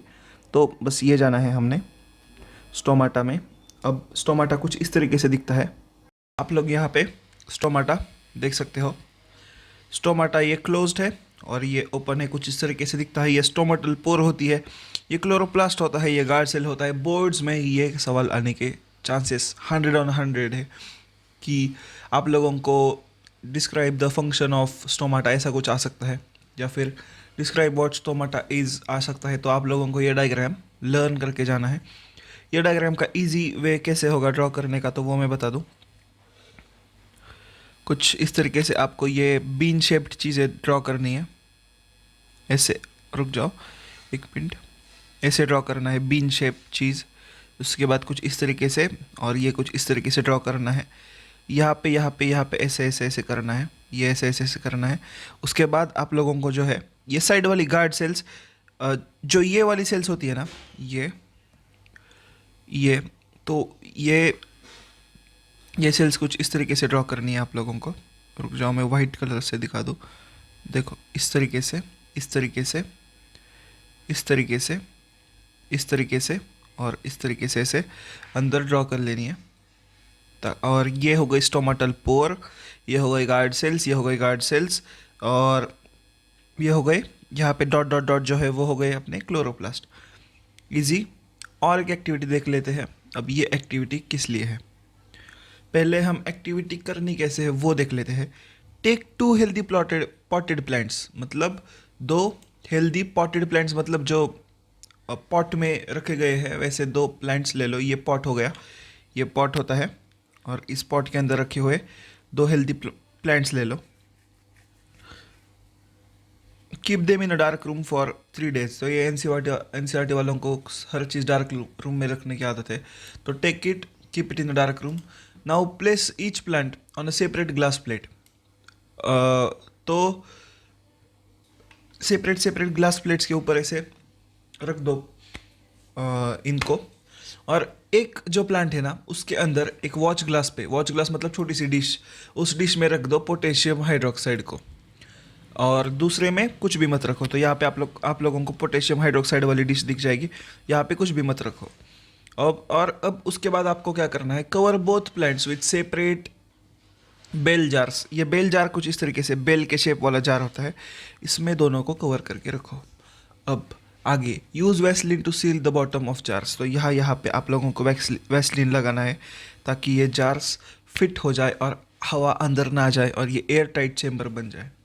उसके बाद क्या करना है, keep the plant in sunlight for 2 hours, pluck a leaf of each. तो देखो आप लोगों को इसे धूप में रखना है 2 से 3 घंटे तक। अब ये धूप में क्यों रखना है 2 से 3 घंटे तक, ताकि ये फोटोसिंथेसिस वापस से स्टार्ट कर सके। अब देखो, फिर उसके बाद आप लोगों को क्या क्या करना है, एक एक पत्ता लेना है दोनों का, और फिर एक एक पत्ता लेकर दोनों का आप लोगों को कर देना है उसका स्टार्च टेस्ट। अब स्टार्च टेस्ट कैसे करोगे, सेम उस लीफ को उबालो, फिर अल्कोहल को उबालो, अल्कोहल में डालो, फिर उसके बाद ऊपर से एक आयोडीन का शायद पिगमेंट डालो, और फिर आप लोगों को स्टार्च है या नहीं है वो दिख जाएगा। तो देखो, जब आप इसका एक पत्ता और इसका एक पत्ता लोगे और दोनों का स्टार्च टेस्ट करोगे तो इसके अंदर स्टार्च आएगा ही नहीं, इसका मतलब यहाँ पे फोटोसिंथेसिस होगा ही नहीं। तो फिर आप लोगों को सरप्राइज़ मिल जाएगा, सरप्राइज सरप्राइज, कि भाई यहाँ पे क्यों नहीं दिखा। तो देखो, जो वॉश वॉच ग्लास में जो पोटेशियम हाइड्रोक्साइड है ना, तो ये पोटेशियम हाइड्रोक्साइड हवा में जितना भी कार्बन डाइऑक्साइड है उससे खींच लेता है। तो इस प्लांट को CO2 मिलेगा ही नहीं, तो ये फोटोसिंथेसिस करेगा ही नहीं, बिकॉज फोटोसिंथेसिस के लिए कार्बन डाइऑक्साइड ज़रूरी होता है। सिंस इसे ये मिला नहीं, तो अब ये तो हो नहीं पाएगा, मतलब अम, तो ये प्रोसेस नहीं कर पाता चीज़ें। तो यहाँ पे फोटोसिंथेसिस होता नहीं, तो आप लोगों को यहाँ पे स्टार्च दिखेगा नहीं, यहाँ पे स्टार्च दिखेगा। Hence it the carbon dioxide is really really important, और लीव से ही कार्बन डाइऑक्साइड अंदर आ जाती है। So far, we have talked about autotrophs meet their energy requirements, but they also need other raw materials for building their body. Water is used in photosynthesis is taken up from the soil, root से ले लेते हैं. Other materials like nitrogen, phosphorus, iron and magnesium are taken up from the soil as well. देखो, कुछ चीज़ें होती है वो और भी कई सारे प्रोसेसेस में काम आती है, तो वो मोस्ट ऑफ द जो मटेरियल्स है वो रॉ मटेरियल सॉइल से लिए जाते हैं। नाइट्रोजन जो है तो वो प्रोटीन बनाने में यूज़ आ जाता है, तो वो भी एक इनऑर्गेनिक नाइट्रेट है या फिर नाइट्राइट की फॉर्म में लिया जाता है। आपने कभी देखा होगा कि अगर आपके आसपास कोई खेत है तो वो लोग नाइट्रेट बहुत ज़्यादा डालते हैं, NPK भी डालते हैं खेत में। NPK मतलब नाइट्रोजन, फॉस्फोरस और पोटेशियम, तो ये भी चीज़ें अपने खेत में बहुत ज़्यादा डालते हैं। तो इनसे क्या होता है ना, ताकि ये पौधे ठीक से ग्रो कर सके, इसलिए ये लोग डालते हैं, तो वो भी ले लेते हैं। और एक दूसरी बात, प्लांट्स के रूट्स पे राइजोबियम नाम के बैक्टीरियाज होते हैं, तो वो इनको नाइट्रोजन भी दे देते हैं। अब हेटेरोट्रॉपिक न्यूट्रिशन पे आ जाते हैं, मतलब हमारा हमारा न्यूट्रिशन है ये, बिकॉज हम लोग सभी हेटेरोट्रॉप्स हैं। आई होप आवाज़ आ रही है। Win science ASMR। तो each organism is adapted to its environment. The form of nutrition differs depending on the type of availability of food materials as well as how it is obtained by organism. तो हर किसी का food मिलने का या फिर food collect करने का तरीका अलग अलग है, बेस्ड ऑन कि भाई वो लोग कहाँ से ले रहे हैं फूड, किस तरीके से ले रहे हैं फूड, उनके एनवायरनमेंट में क्या क्या अवेलेबिलिटी है, उनके अंदर कितने लेवल की कॉम्प्लेक्सिटी है। जैसे आप किसी वेजिटेरियन एनिमल को नॉनवेज नहीं खिला सकते, खिलाओगे तो प्रॉब्लम हो जाएगी। उसी तरीके से आप पेड़ को कभी कोई एनिमल काट के खिला नहीं सकते। तो दिस इज़ बिकॉज उसके एनवायरनमेंट में जैसी चीज़ें हैं वैसे वो अपना न्यूट्रिशन ले लेगा। हेटेरोट्रॉपिक न्यूट्रिशन वाले लोग डेड एनिमल्स को मतलब एनिमल्स को खाते हैं या फिर प्लांट्स को भी खा लेते हैं। There is a range of strategies by which the food is taken and used by organism. Some of the organisms break down food materials outside the body and then absorb it. Example fungus. Fungus क्या करता है पता है? Fungus chemicals, अब देखो मैं diagram के साथ आप लोगों को एक डायग्राम के साथ पूरा का पूरा व्यू मिल जाएगा। ये मरा हुआ पौधा है, फंगस भाई यहाँ पे ग्रो कर रहे हैं। अब जिन लोगों को फंगस पता नहीं, कुछ इस तरीके से दिखता है। तो ये क्या करता है पता है? यहाँ से अपने रूट से यहाँ केमिकल फैला देता है, और फिर क्या होता है, केमिकल से ये वुड सड़ जाता है और छोटे छोटे पीसेस में ब्रेक डाउन हो जाता है, और फिर ये फूड को अपने अंदर खींच लेता है। तो यहाँ पे डाइजेशन बाहर की तरफ हो जाती है, ब्रेक डाउन बाहर की तरफ हो जाता है। Others take the whole material and break it down inside their bodies. तो जो बाकी के हैं तो वो क्या करते हैं, ले लेते हैं अपने अंदर और फिर ब्रेक डाउन कर लेते हैं। जैसे हम लोग आप लोगों को बायोलॉजी का प्रैक्टिकल देखना था ना, देख लो। अब मैं ये चॉकलेट जो है वो खाऊंगा।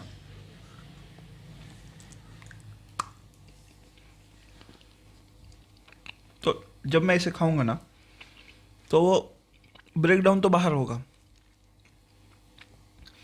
वो अंदर जाएगा, मतलब ब्रेकडाउन अंदर जाके ही होगा। अब जो अंदर जाएगा और जो ब्रेक डाउन करेगा वो डिपेंड करता है कि आपकी बॉडी किस चीज़ से बनी हुई है। अगर आपकी बॉडी बनी है लोहे की तो आप लोहा ही खाओगे। अगर आपकी बॉडी बनी है, मेनली बनी है कार्बन डाइऑक्साइड, सॉरी, मेनली बनी हुई है कार्बोहाइड्रेट्स की, तो आप लोग कार्बोहाइड्रेट्स लोगे। आपकी बॉडी बनी होती है प्रोटीन से, तो आप लोग प्रोटीन भी लेते हो। आपको कार्बन की भी ज़रूरत होती है, तो आप लोग कार्बन भी ले लेते हो। तो इसलिए जो है, some other organisms derive nutrition from plants और एनिमल्स विदाउट किलिंग देम। तो कई सारे ऐसे भी होते हैं कि जो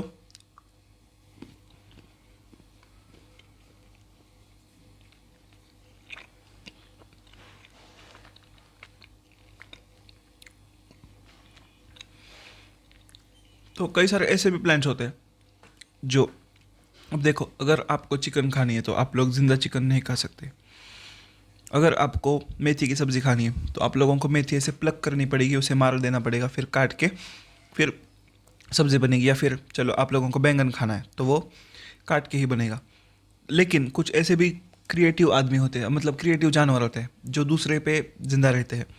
तो ऐसा एक बहुत अच्छा एग्जांपल वो है कि जो कस्कुटा नाम का एक कैक्टस, अमर बेल कहते हैं, तो वो एक अलाइव पौधे पे सेपरेटली ग्रो करता है। This is also parasite. Ticks जो होती है और लाइस होते हैं। टिक्स मतलब टिक्स मतलब छोटे छोटे जो एनिमल्स होते हैं जो दूसरे एनिमल्स के ऊपर रहते हैं, छोटे छोटे इंसेक्ट्स। तो वो जिंदा एनिमल पे रह के खुद का पोषण कर लेते हैं। लाइस मतलब आपके जुए बाल में, आपके मतलब मेरे नहीं है लेकिन जुए बाल में, तो वो भी देखो वो अलाइव होते हैं, वो अलाइव एनिमल पे फीड करते हैं, मतलब हम पे फीड करते हैं। लीचेस, लीचेस मतलब कुछ इस तरीके का एनिमल होता है।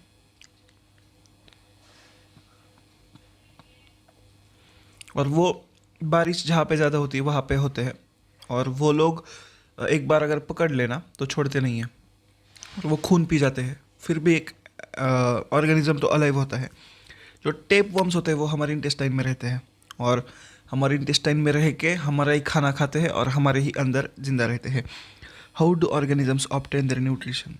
तो अब ये न्यूट्रिशन आ जाता है, ये तो पता चला, लेकिन अब ये ऑर्गेनिजम्स न्यूट्रिशन कैसे ऑब्टेन करते हैं, मिल कैसे जाता है न्यूट्रिशन? तो since the food and the way it is obtain differs, the digestive system is different in various organisms.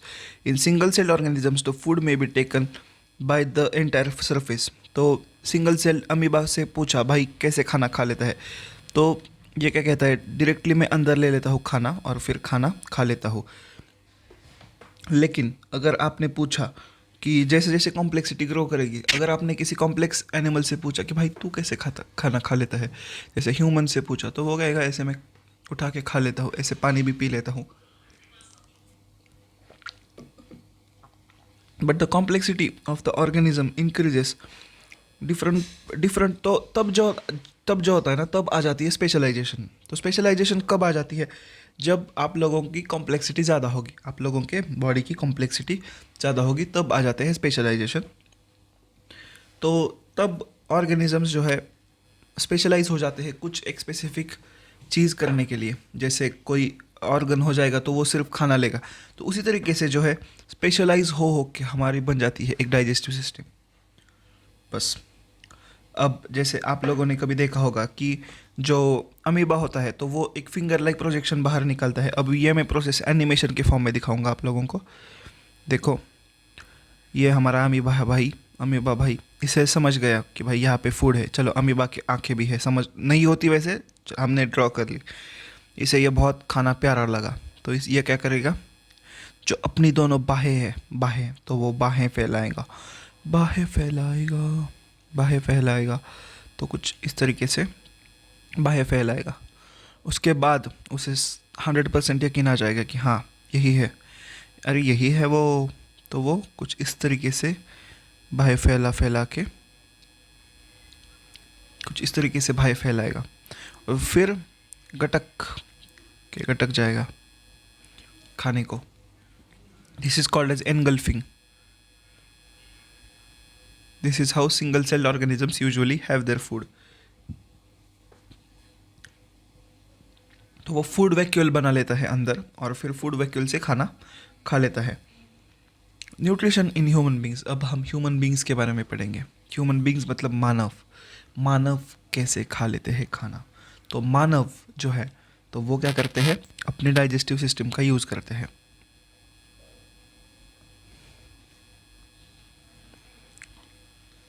Digestive system क्या है, कभी सोचा है डाइजेस्टिव सिस्टम क्या है? डाइजेस्टिव सिस्टम मतलब ऐसे सिस्टम जो हमारे खाने को ब्रेक डाउन करे, एब्जॉर्ब करे, ब्लड के अंदर तक पहुंचा दे। जो कॉम्प्लेक्स स्ट्रक्चर्स है उनको सिंपल स्ट्रक्चर्स में ब्रेक डाउन करे और फिर हम लोगों के पास पहुंचा दे। तो वो होती है डाइजेस्टिव सिस्टम। एलिमेंट्री कैनल, अब उसका एक इमेज में दिखा दो आप लोगों को, थोड़ा आगे मैंने रखा था लेकिन देखो, this is the human digestive system, basket, human digestive system. Human digestive system जो होती है उसके अंदर स्टार्ट होता है एक कैनल की तरह होती है। अब ये कैनल क्या करते हैं, शहरों तक पानी ले जाते हैं। वैसे ये कैनल क्या करता है, ऊपर से नीचे तक होता है। तो ये स्टार्ट होती है माउथ से और एंड होती है एनस से। अब ये एनस क्या होता है, the place from where you poop, तो वो होता है एनस। तो that is the end part of your digestive system. तो ये एनस यहाँ होता है और यहाँ पे होता है इसका माउथ।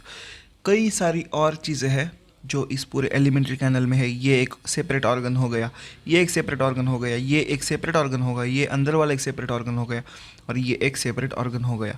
तो ये पूरा का पूरा कैनल कई सारे और ऑर्गन्स में बटा हुआ है। तो हम ऐसा कह सकते हैं ये पूरी ऑर्गन सिस्टम कई सारे छोटे छोटे ऑर्गन्स में बटी हुई है।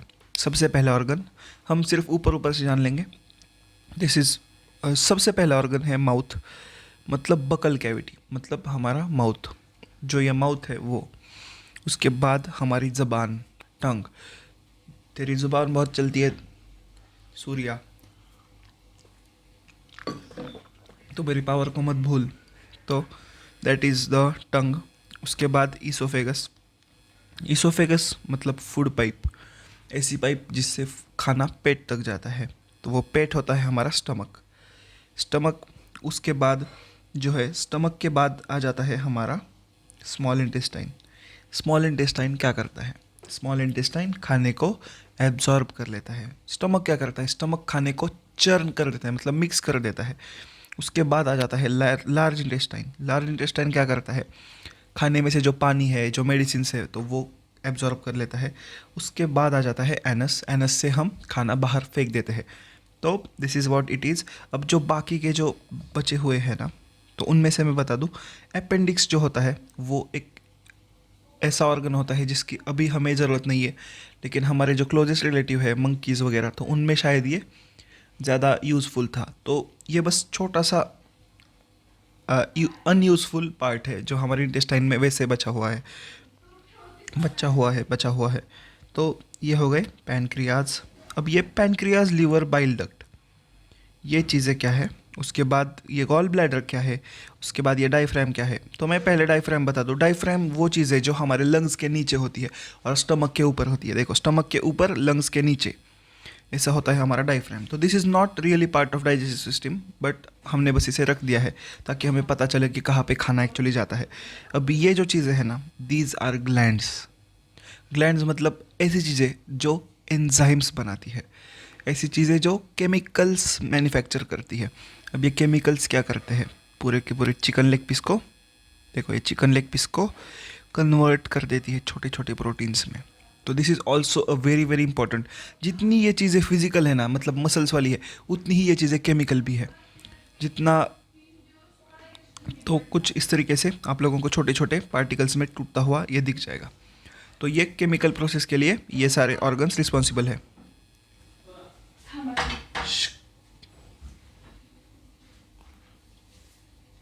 तो उतने ही ये जितना केमिकल बेस्ड प्रोसेस है, उतना ही ये फिजिकल बेस्ड प्रोसेस है। अब जो मैं आप लोगों को पढ़ाने जा रहा हूँ वो बहुत ज़्यादा इम्पोर्टेंट है। अगर आपको चाहिए तो आप एक छोटा सा ब्रेक ले लो, अपनी कॉपी अब खोल लो एंड लेट्स गेट रेडी।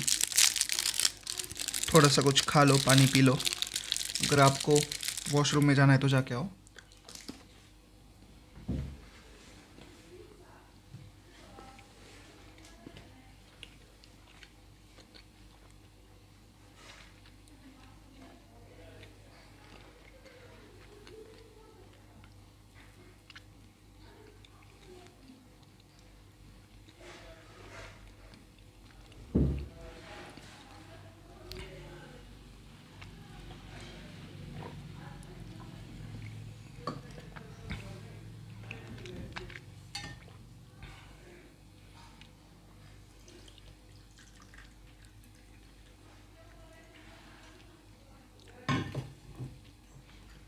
तो मेरे भाई और बहनों,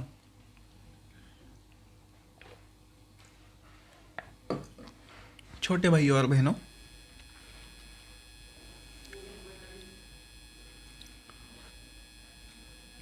तैयार हो जाइएगा पढ़ने के लिए digestive system.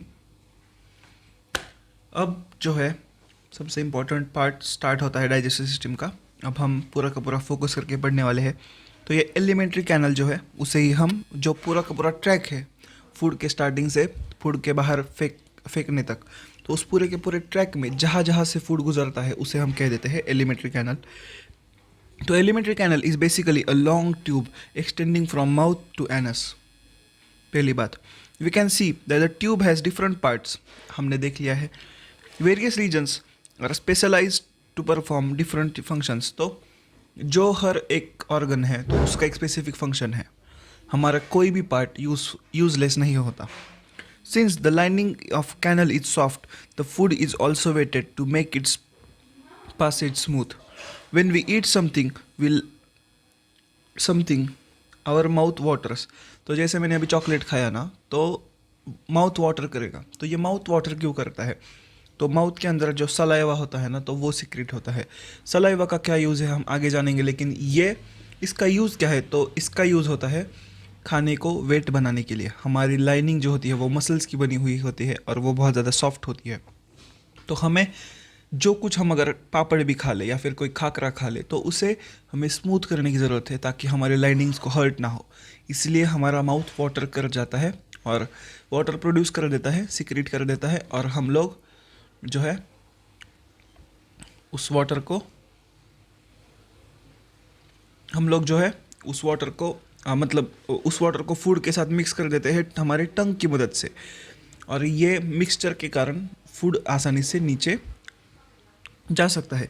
It is actually not only water but fluid called as saliva secreted by salivary glands. Another aspect of the food we ingest is its complex nature. तो जो हम फूड खाते हैं ना, तो वो बहुत ज़्यादा कॉम्प्लेक्स होता है। अब कैसे कॉम्प्लेक्स होता है? आलू की सब्ज़ी होती है तो उसमें आलू भी होता है और भी कई सारी चीज़ें होती है। ये कुकिंग का प्रोसेस भी किया जाता है, तो वो नेचर में बहुत ज़्यादा कॉम्प्लेक्स होता है और वो हमारी बॉडी ले नहीं पाती। तो it is to be absorb from the alimentary canal and it has to be broken down into smaller pieces. तो उसे हमें छोटे छोटे टुकड़ों में काट देना पड़ता है। This is done with the help of biological catalyst called as enzymes. तो एंजाइम्स की मदद से ये ब्रेक डाउन शुरू होता है।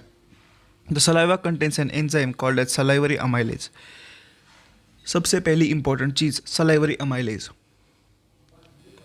ये सलाइवरी अमाइलेज क्या है? आप लोगों को ये टेक्स्ट बुक में हाईलाइट कर लेना है। सबसे ज़्यादा पहली इंपॉर्टेंट जो चीज़, सलाइवरी अमाइलेज एक एंजाइम है जो हमारी सलाइवा सीक्रेट करती है।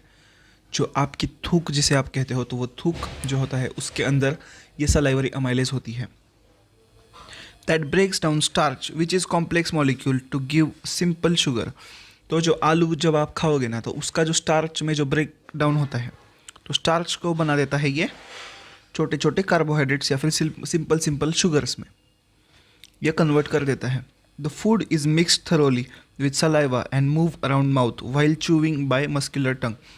तो हमारी ज़बान का वो भी काम करता है। हमारी ज़बान बहुत चलती भी है, और दूसरी बात, खाने को इक्वली दोनों साइड पे डिवाइड करके चबाने पे मिक्सिंग का काम जो है वो हमारी सलाइवा कर देती है। हमारी टंग कर देती है। और किसके साथ मिक्स किया जाता है फूड? तो सलाइवा के साथ। क्यों? ताकि स्टार्च का भी ब्रेक डाउन हो सके। It is necessary to move the food in a regulated manner along the digestive tube so that it can be processed properly in each part. The lining of canal has muscles that contract rhythmically in order to push food forward. These peristaltic movements occur along the gut. तो खाना जो है वो ऐसे group में नहीं जाना चाहिए ताकि हर छोटे छोटे खाने पे भी ठीक से काम किया जा सके। इसलिए हमारी जो पूरी की पूरी कैनल होती है, फूड कैनल, उसके अंदर ऐसे मसल्स लगे हुए होते हैं जो रिदमिकली कॉन्ट्रैक्ट रिलैक्स करते हैं। तो अगर ऐसा कैनल है तो कॉन्ट्रैक्ट रिलैक्स आप लोगों को देखने को मिल जाएगा। ये क्यों होता है? ताकि खाने को सेपरेट भी किया जाए, ताकि उसकी अच्छे से ब्रेक डाउन भी हो सके, उसके साथ सारे एंजाइम्स मिक्स भी हो सके और ये खाना नीचे भी जाता जाए। तो ये पुश करने का काम, पुशिंग फॉरवर्ड ऐसे नेचुरली नहीं होगा। तो इस मूवमेंट को हम कह देते हैं peristalsis.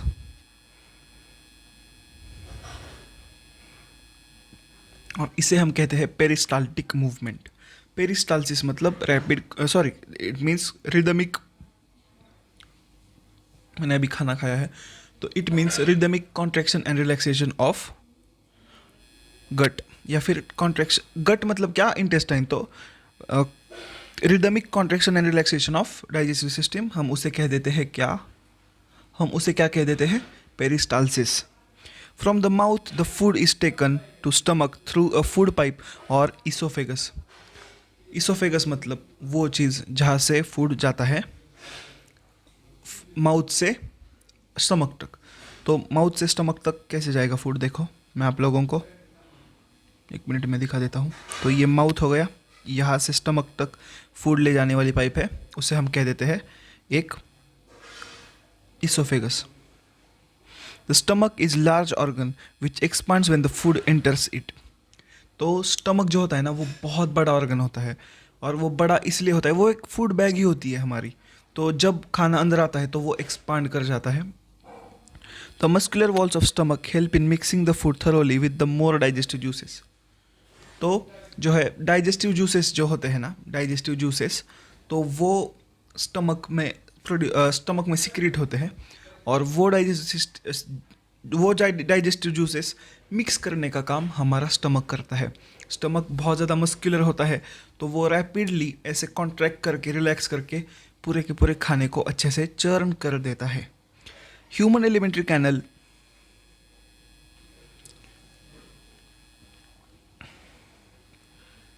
The human alimentary canal care of by gastric glands present in the wall of stomach। तो जो होता है ना, हमारा जो एलिमेंट्री कैनल होता है स्टमक में, तो स्पेसिफिकली स्टमक में जो है स्पेशल ग्लैंड्स लगी होती है। ग्लैंड्स मतलब ऐसे सेल्स जो सिक्रीट कर देते हैं बाहर। क्या सिक्रीट करते हैं बाहर? एंजाइम्स, या फिर हार्मोन्स नहीं, एंजाइम्स बाहर सिक्रीट किए जाते हैं, तो उन लोगों को कह देते हैं हम ग्लैंड्स। तो वो होती है स्टमक में। उनका काम क्या होता है कि बड़े बड़े चंक्स को छोटे छोटे चंक्स में डिवाइड कर देना। This release hydrochloric acid, a protein digesting enzyme called as pepsin. तो स्टमक क्या क्या छोड़ देता है बाहर? तो stomach releases pepsin, hydrochloric acid HCl। The hydrochloric acid creates an acidic medium which facilitates action of pepsin। तो देखो हाइड्रोक्लोरिक एसिड कुछ इस तरीके से काम कर देता है कि हाइड्रोक्लोरिक एसिड जो है वो एसिडिक मीडियम बना देता है स्टमक में, और इस एसिडिक मीडियम के कारण पेप्सिन जो एक एंजाइम है वो एक्टिवेट हो जाता है, और वो प्रोटीन्स को डाइजेस्ट करने की प्रक्रिया या फिर प्रोटीन्स को डाइजेस्ट करने की प्रोसेस स्टार्ट कर देता है। The mucus protects the inner lining of stomach from the action of acid under normal condition. Stomach का डायग्राम ड्रॉ करके बता दो आप लोगों को ठीक से। स्टमक भाई कुछ इस तरीके से होता है हमारा प्यारा सा। हाँ, तो जो है ना स्टमक, तो उसके अंदर एक ऐसी म्यूकस की लाइनिंग आ जाती है। तो ये म्यूकस की लाइनिंग जो है वो स्टमक के जो स्टमक की जो स्किन है ना, स्टमक की जो सेल्स की लेयर है, स्टमक की जो लेयर है ना, उससे प्रोटेक्ट कर देता है। किससे? एसिड से, बिकॉज HCl एक बहुत ज़्यादा स्ट्रॉन्ग एसिड होता है। तो ये खाना हो गया, ये म्यूकस की लेयर जो है वो स्टमक के वॉल को प्रोटेक्ट कर देती है। कुछ इस तरीके से चीज़ें हैं। The the exit of food from the stomach is regulated by sphincter muscles. Sphincter muscle यहाँ पे लगा होता है, यहाँ पे, और उसका काम होता है कि खाने को जितना चाहिए उतना ही एक टाइम पे जाए, खाना ज़्यादा एक साथ बाहर ना जाए स्टमक से। तो ये कंट्रोल करने का काम करता है। which release a small amount of food in small intestine. From the stomach, the food now enters the small intestine. अब तक हमने स्टमक का सब कुछ देख लिया, अब खाना आ जाता है स्मॉल इंटेस्टाइन में। स्मॉल इंटेस्टाइन में आने के बाद क्या होगा, आप गेस करो, मैं बता दूंगा। This is the longest part of alimentary canal, very very important thing. Small intestine is about 1 metre से ज़्यादा होती है।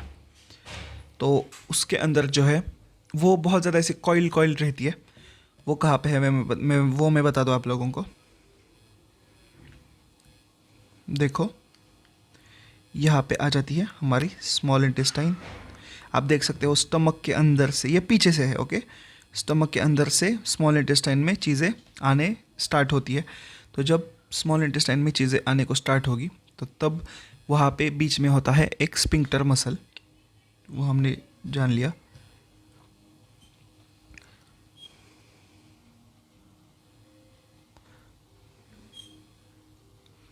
तो जो है it is the longest part of alimentary canal which is fitted into the compact spaces because of excessive coiling. तो वो coil करके ऐसे एक जगह पे उसे बिठाया जाता है। The length of the small intestine differs in various animals depending on the food they eat. तो जितना ज़्यादा कॉम्प्लेक्स फूड खाता होगा उतनी ज़्यादा लंबी होगी उसकी इंटेस्टाइन, और जितना सिंपल खाता होगा उतनी ज़्यादा छोटी होगी उसकी इंटेस्टाइन। अब आप कहोगे ओके सर, लेकिन अब ये कैसे होगा? तो जो है जिस खाने को ज़्यादा टाइम लगेगा पचने को उसकी इंटेस्टाइन ज़्यादा लंबी होगी, जिस खाने को कम टाइम लगेगा डाइजेस्ट होने में उसे छोटी लेंथ वाली लगेगी।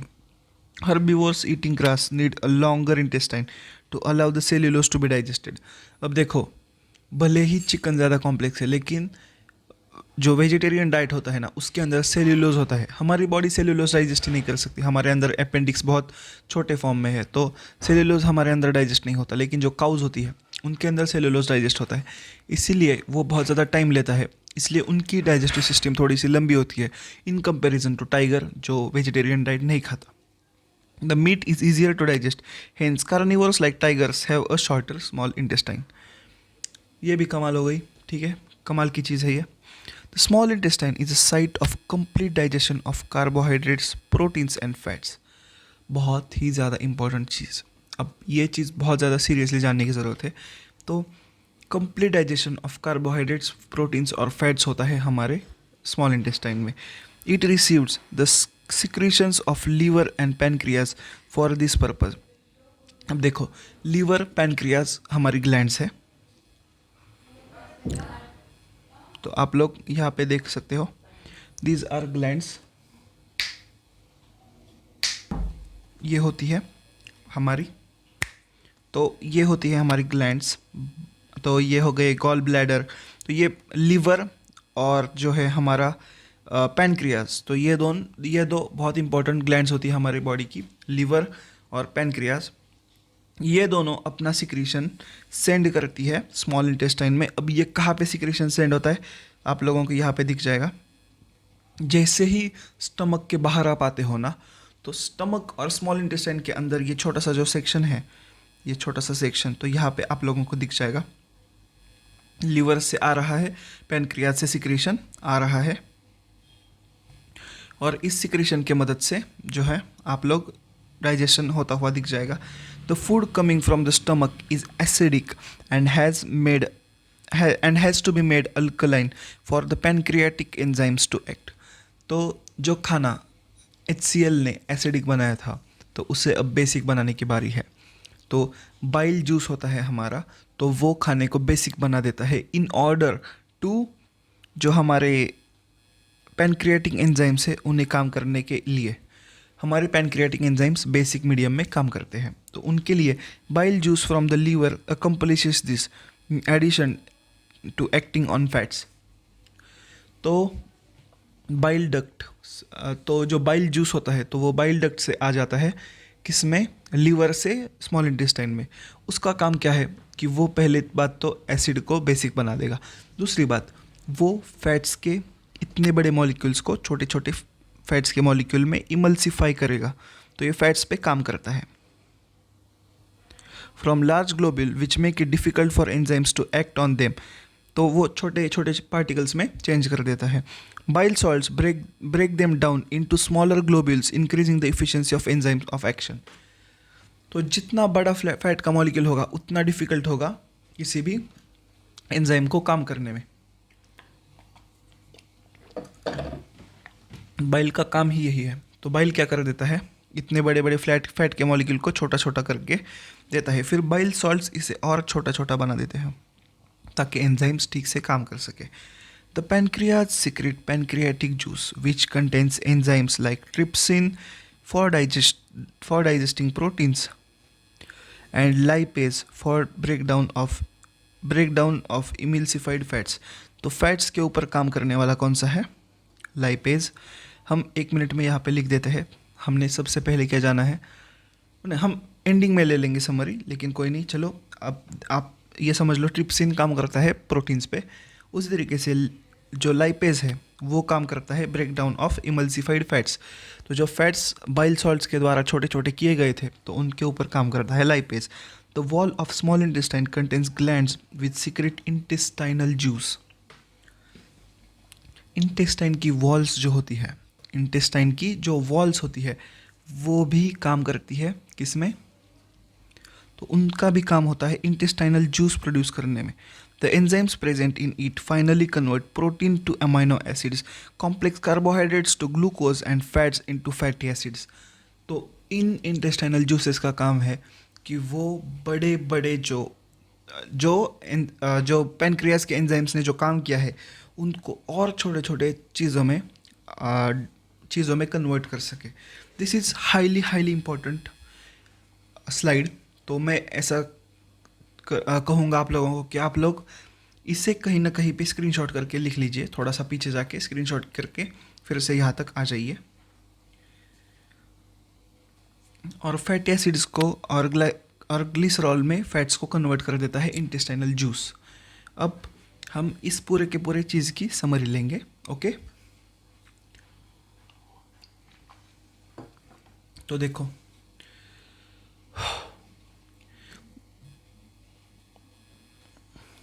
अब तक हमने क्या क्या जाना, हम फिर से ठीक से जानेंगे एक बार। तो देखो 1 मिनट में मैं ये थोड़ा चेंज कर देता हूँ।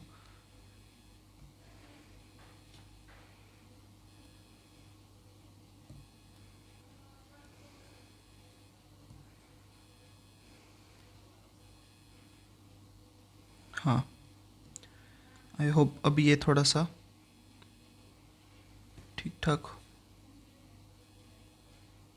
ओके। हाँ, तो अब हम डाइजेस्टिव सिस्टम का पूरा रिव्यू ले लेंगे, बस एक बहुत ही ज़्यादा कंसाइज वे में, और आप लोगों को ये बहुत ही ज़्यादा यूज़फुल रहेगा जब आप इसे पढ़ रहे हो एग्ज़ाम से पहले। तो हम स्टार्टिंग से इस डायग्राम पे लेबल करेंगे।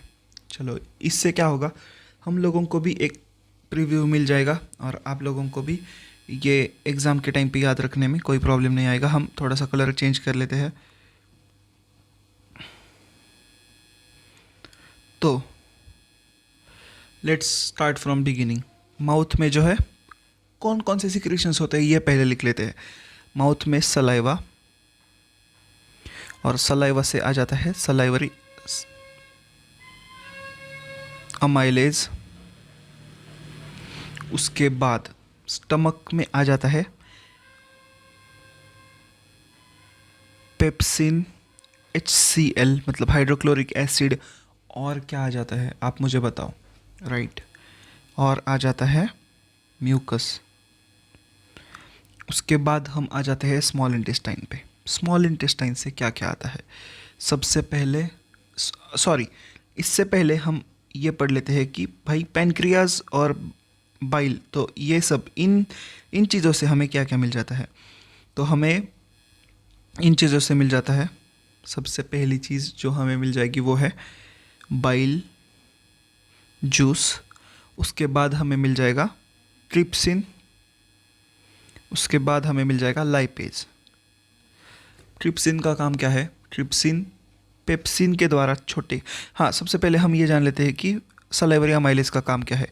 तो ये सॉल्ट्स पे काम करता है, सॉरी, स्टार्च पे काम करता है। उसके बाद पेप्सिन जो है वो प्रोटीन्स पे काम करता है, प्रोटीन्स। उसके बाद जो है ट्रिप्सिन भी प्रोटीन्स पे काम करता है। लाइपेज फैट्स पे काम करता है। हो गया। अब बाइल जूस। बाइल जूस का क्या काम है? बाइल जूस बड़े बड़े फैट ग्लोब्यूल्स को इमल्सिफाई कर देता है छोटे छोटे फैट मॉलिक्यूल्स में। This is the only thing that you really need to study, because इसमें सवाल अगर आ गए ना तो देखो, आप लोगों को बताना नहीं आएगा, फिर आप मुझे कहोगे कि सर आपने पढ़ाया नहीं। मैं ठीक से बता रहा हूँ, ये सबसे ज़्यादा इंपॉर्टेंट चीज़ें हैं वैसे भी, तो आप लोगों को ये कुछ भी करके ध्यान में रख लेनी है। अब आगे क्या होता है? हमारी स्मॉल इंटेस्टाइनल जूस रिलीज़ कर देती है। जूस, इंटेस्टाइनल जूस क्या करता है? इन सारे एंजाइम्स ने जो काम किए हैं ना, उनको और आगे बढ़ाते हुए किन किन चीज़ों को कहाँ कहाँ प्रोड्यूस कर देती है वो हम पढ़ लेते हैं। अरे ये क्यों आगे नहीं बढ़ रहा? ओके, तो इसका काम है कि इंटेस्टाइनल जूस का काम है कि वो फाइनली कन्वर्ट कर देता है प्रोटीन्स को अमाइनो एसिड्स में। उसके बाद कार्बोहाइड्रेट्स को कार्बोहाइड्रेट्स को कन्वर्ट कर देता है ग्लूकोज में, एंड फैट्स को कन्वर्ट कर देता है फैट्स को फैटी एसिड्स में, और दूसरा है ग्लाइसरॉल में। ऐसी ये कन्वर्जेंस चलती है। This is the most important part of digestive system. अब ये चीज़ कहाँ कहाँ पे आप लोगों को याद रहनी चाहिए? ये चीज़ आप लोगों को ओलंपियाड्स में आने के चांसेस है। बोर्ड्स में इसमें अगर शॉर्ट नोट आ गई तो भाई बड़े बड़े क्वेश्चंस आएंगे इसमें से, और इसमें बहुत ज़्यादा एक्सप्लेन करने वाला पार्ट है। तो this becomes a easy target. तो और ये ईजी भी है वैसे पढ़ने के लिए। Okay, digested food is taken up by walls of intestine. अब इंटेस्टाइन का, स्मॉल इंटेस्टाइन का और एक फंक्शन है, वो है एब्जॉर्प्शन। एब्जॉर्प्शन, ओके, ये स्पेलिंग एब्जॉर्प्शन के ऊपर एन लिख दिया है मैंने। The inner lining of small intestine has numerous finger like projections called as villi. Villi कुछ इस तरीके से होती है, और इनका काम क्या होता है? Absorption, which increase the surface area of absorption. तो अगर आप समझ लो पूरे के पूरे हर चीज़ पे अगर ऐसे ऐसे विलाई होगी ना ऊपर नीचे, तो सरफेस एरिया बहुत ज़्यादा बढ़ जाता है।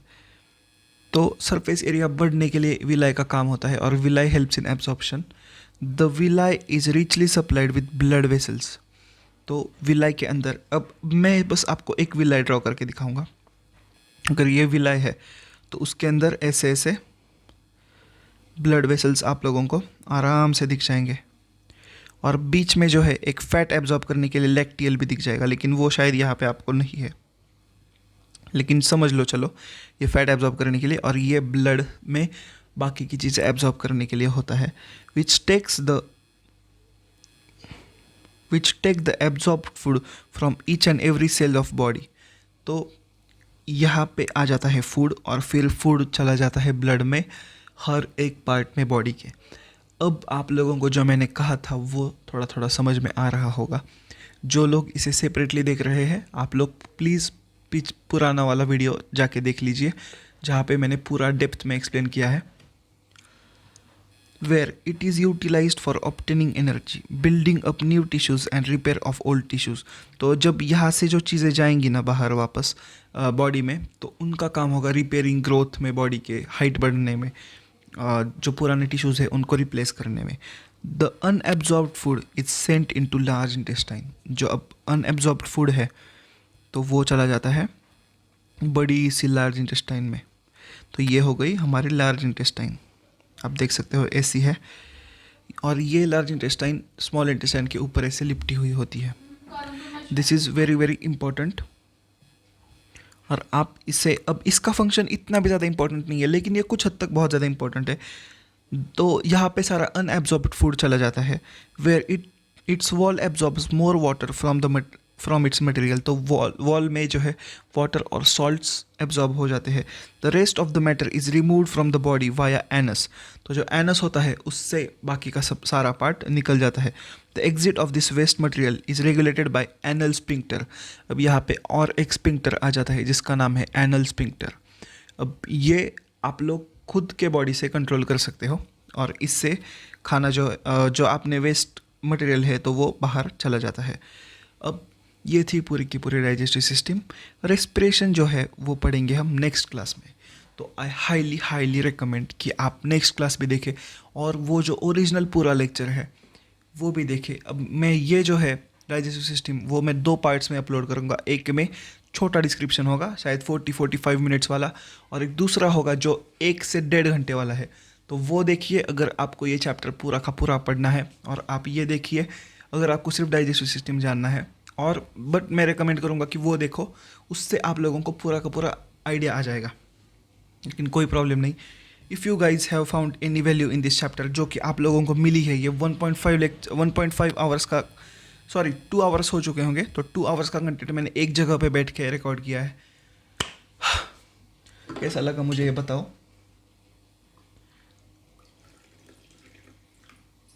कैसा लगा आप मुझे बताओ प्लीज़ ये लेक्चर।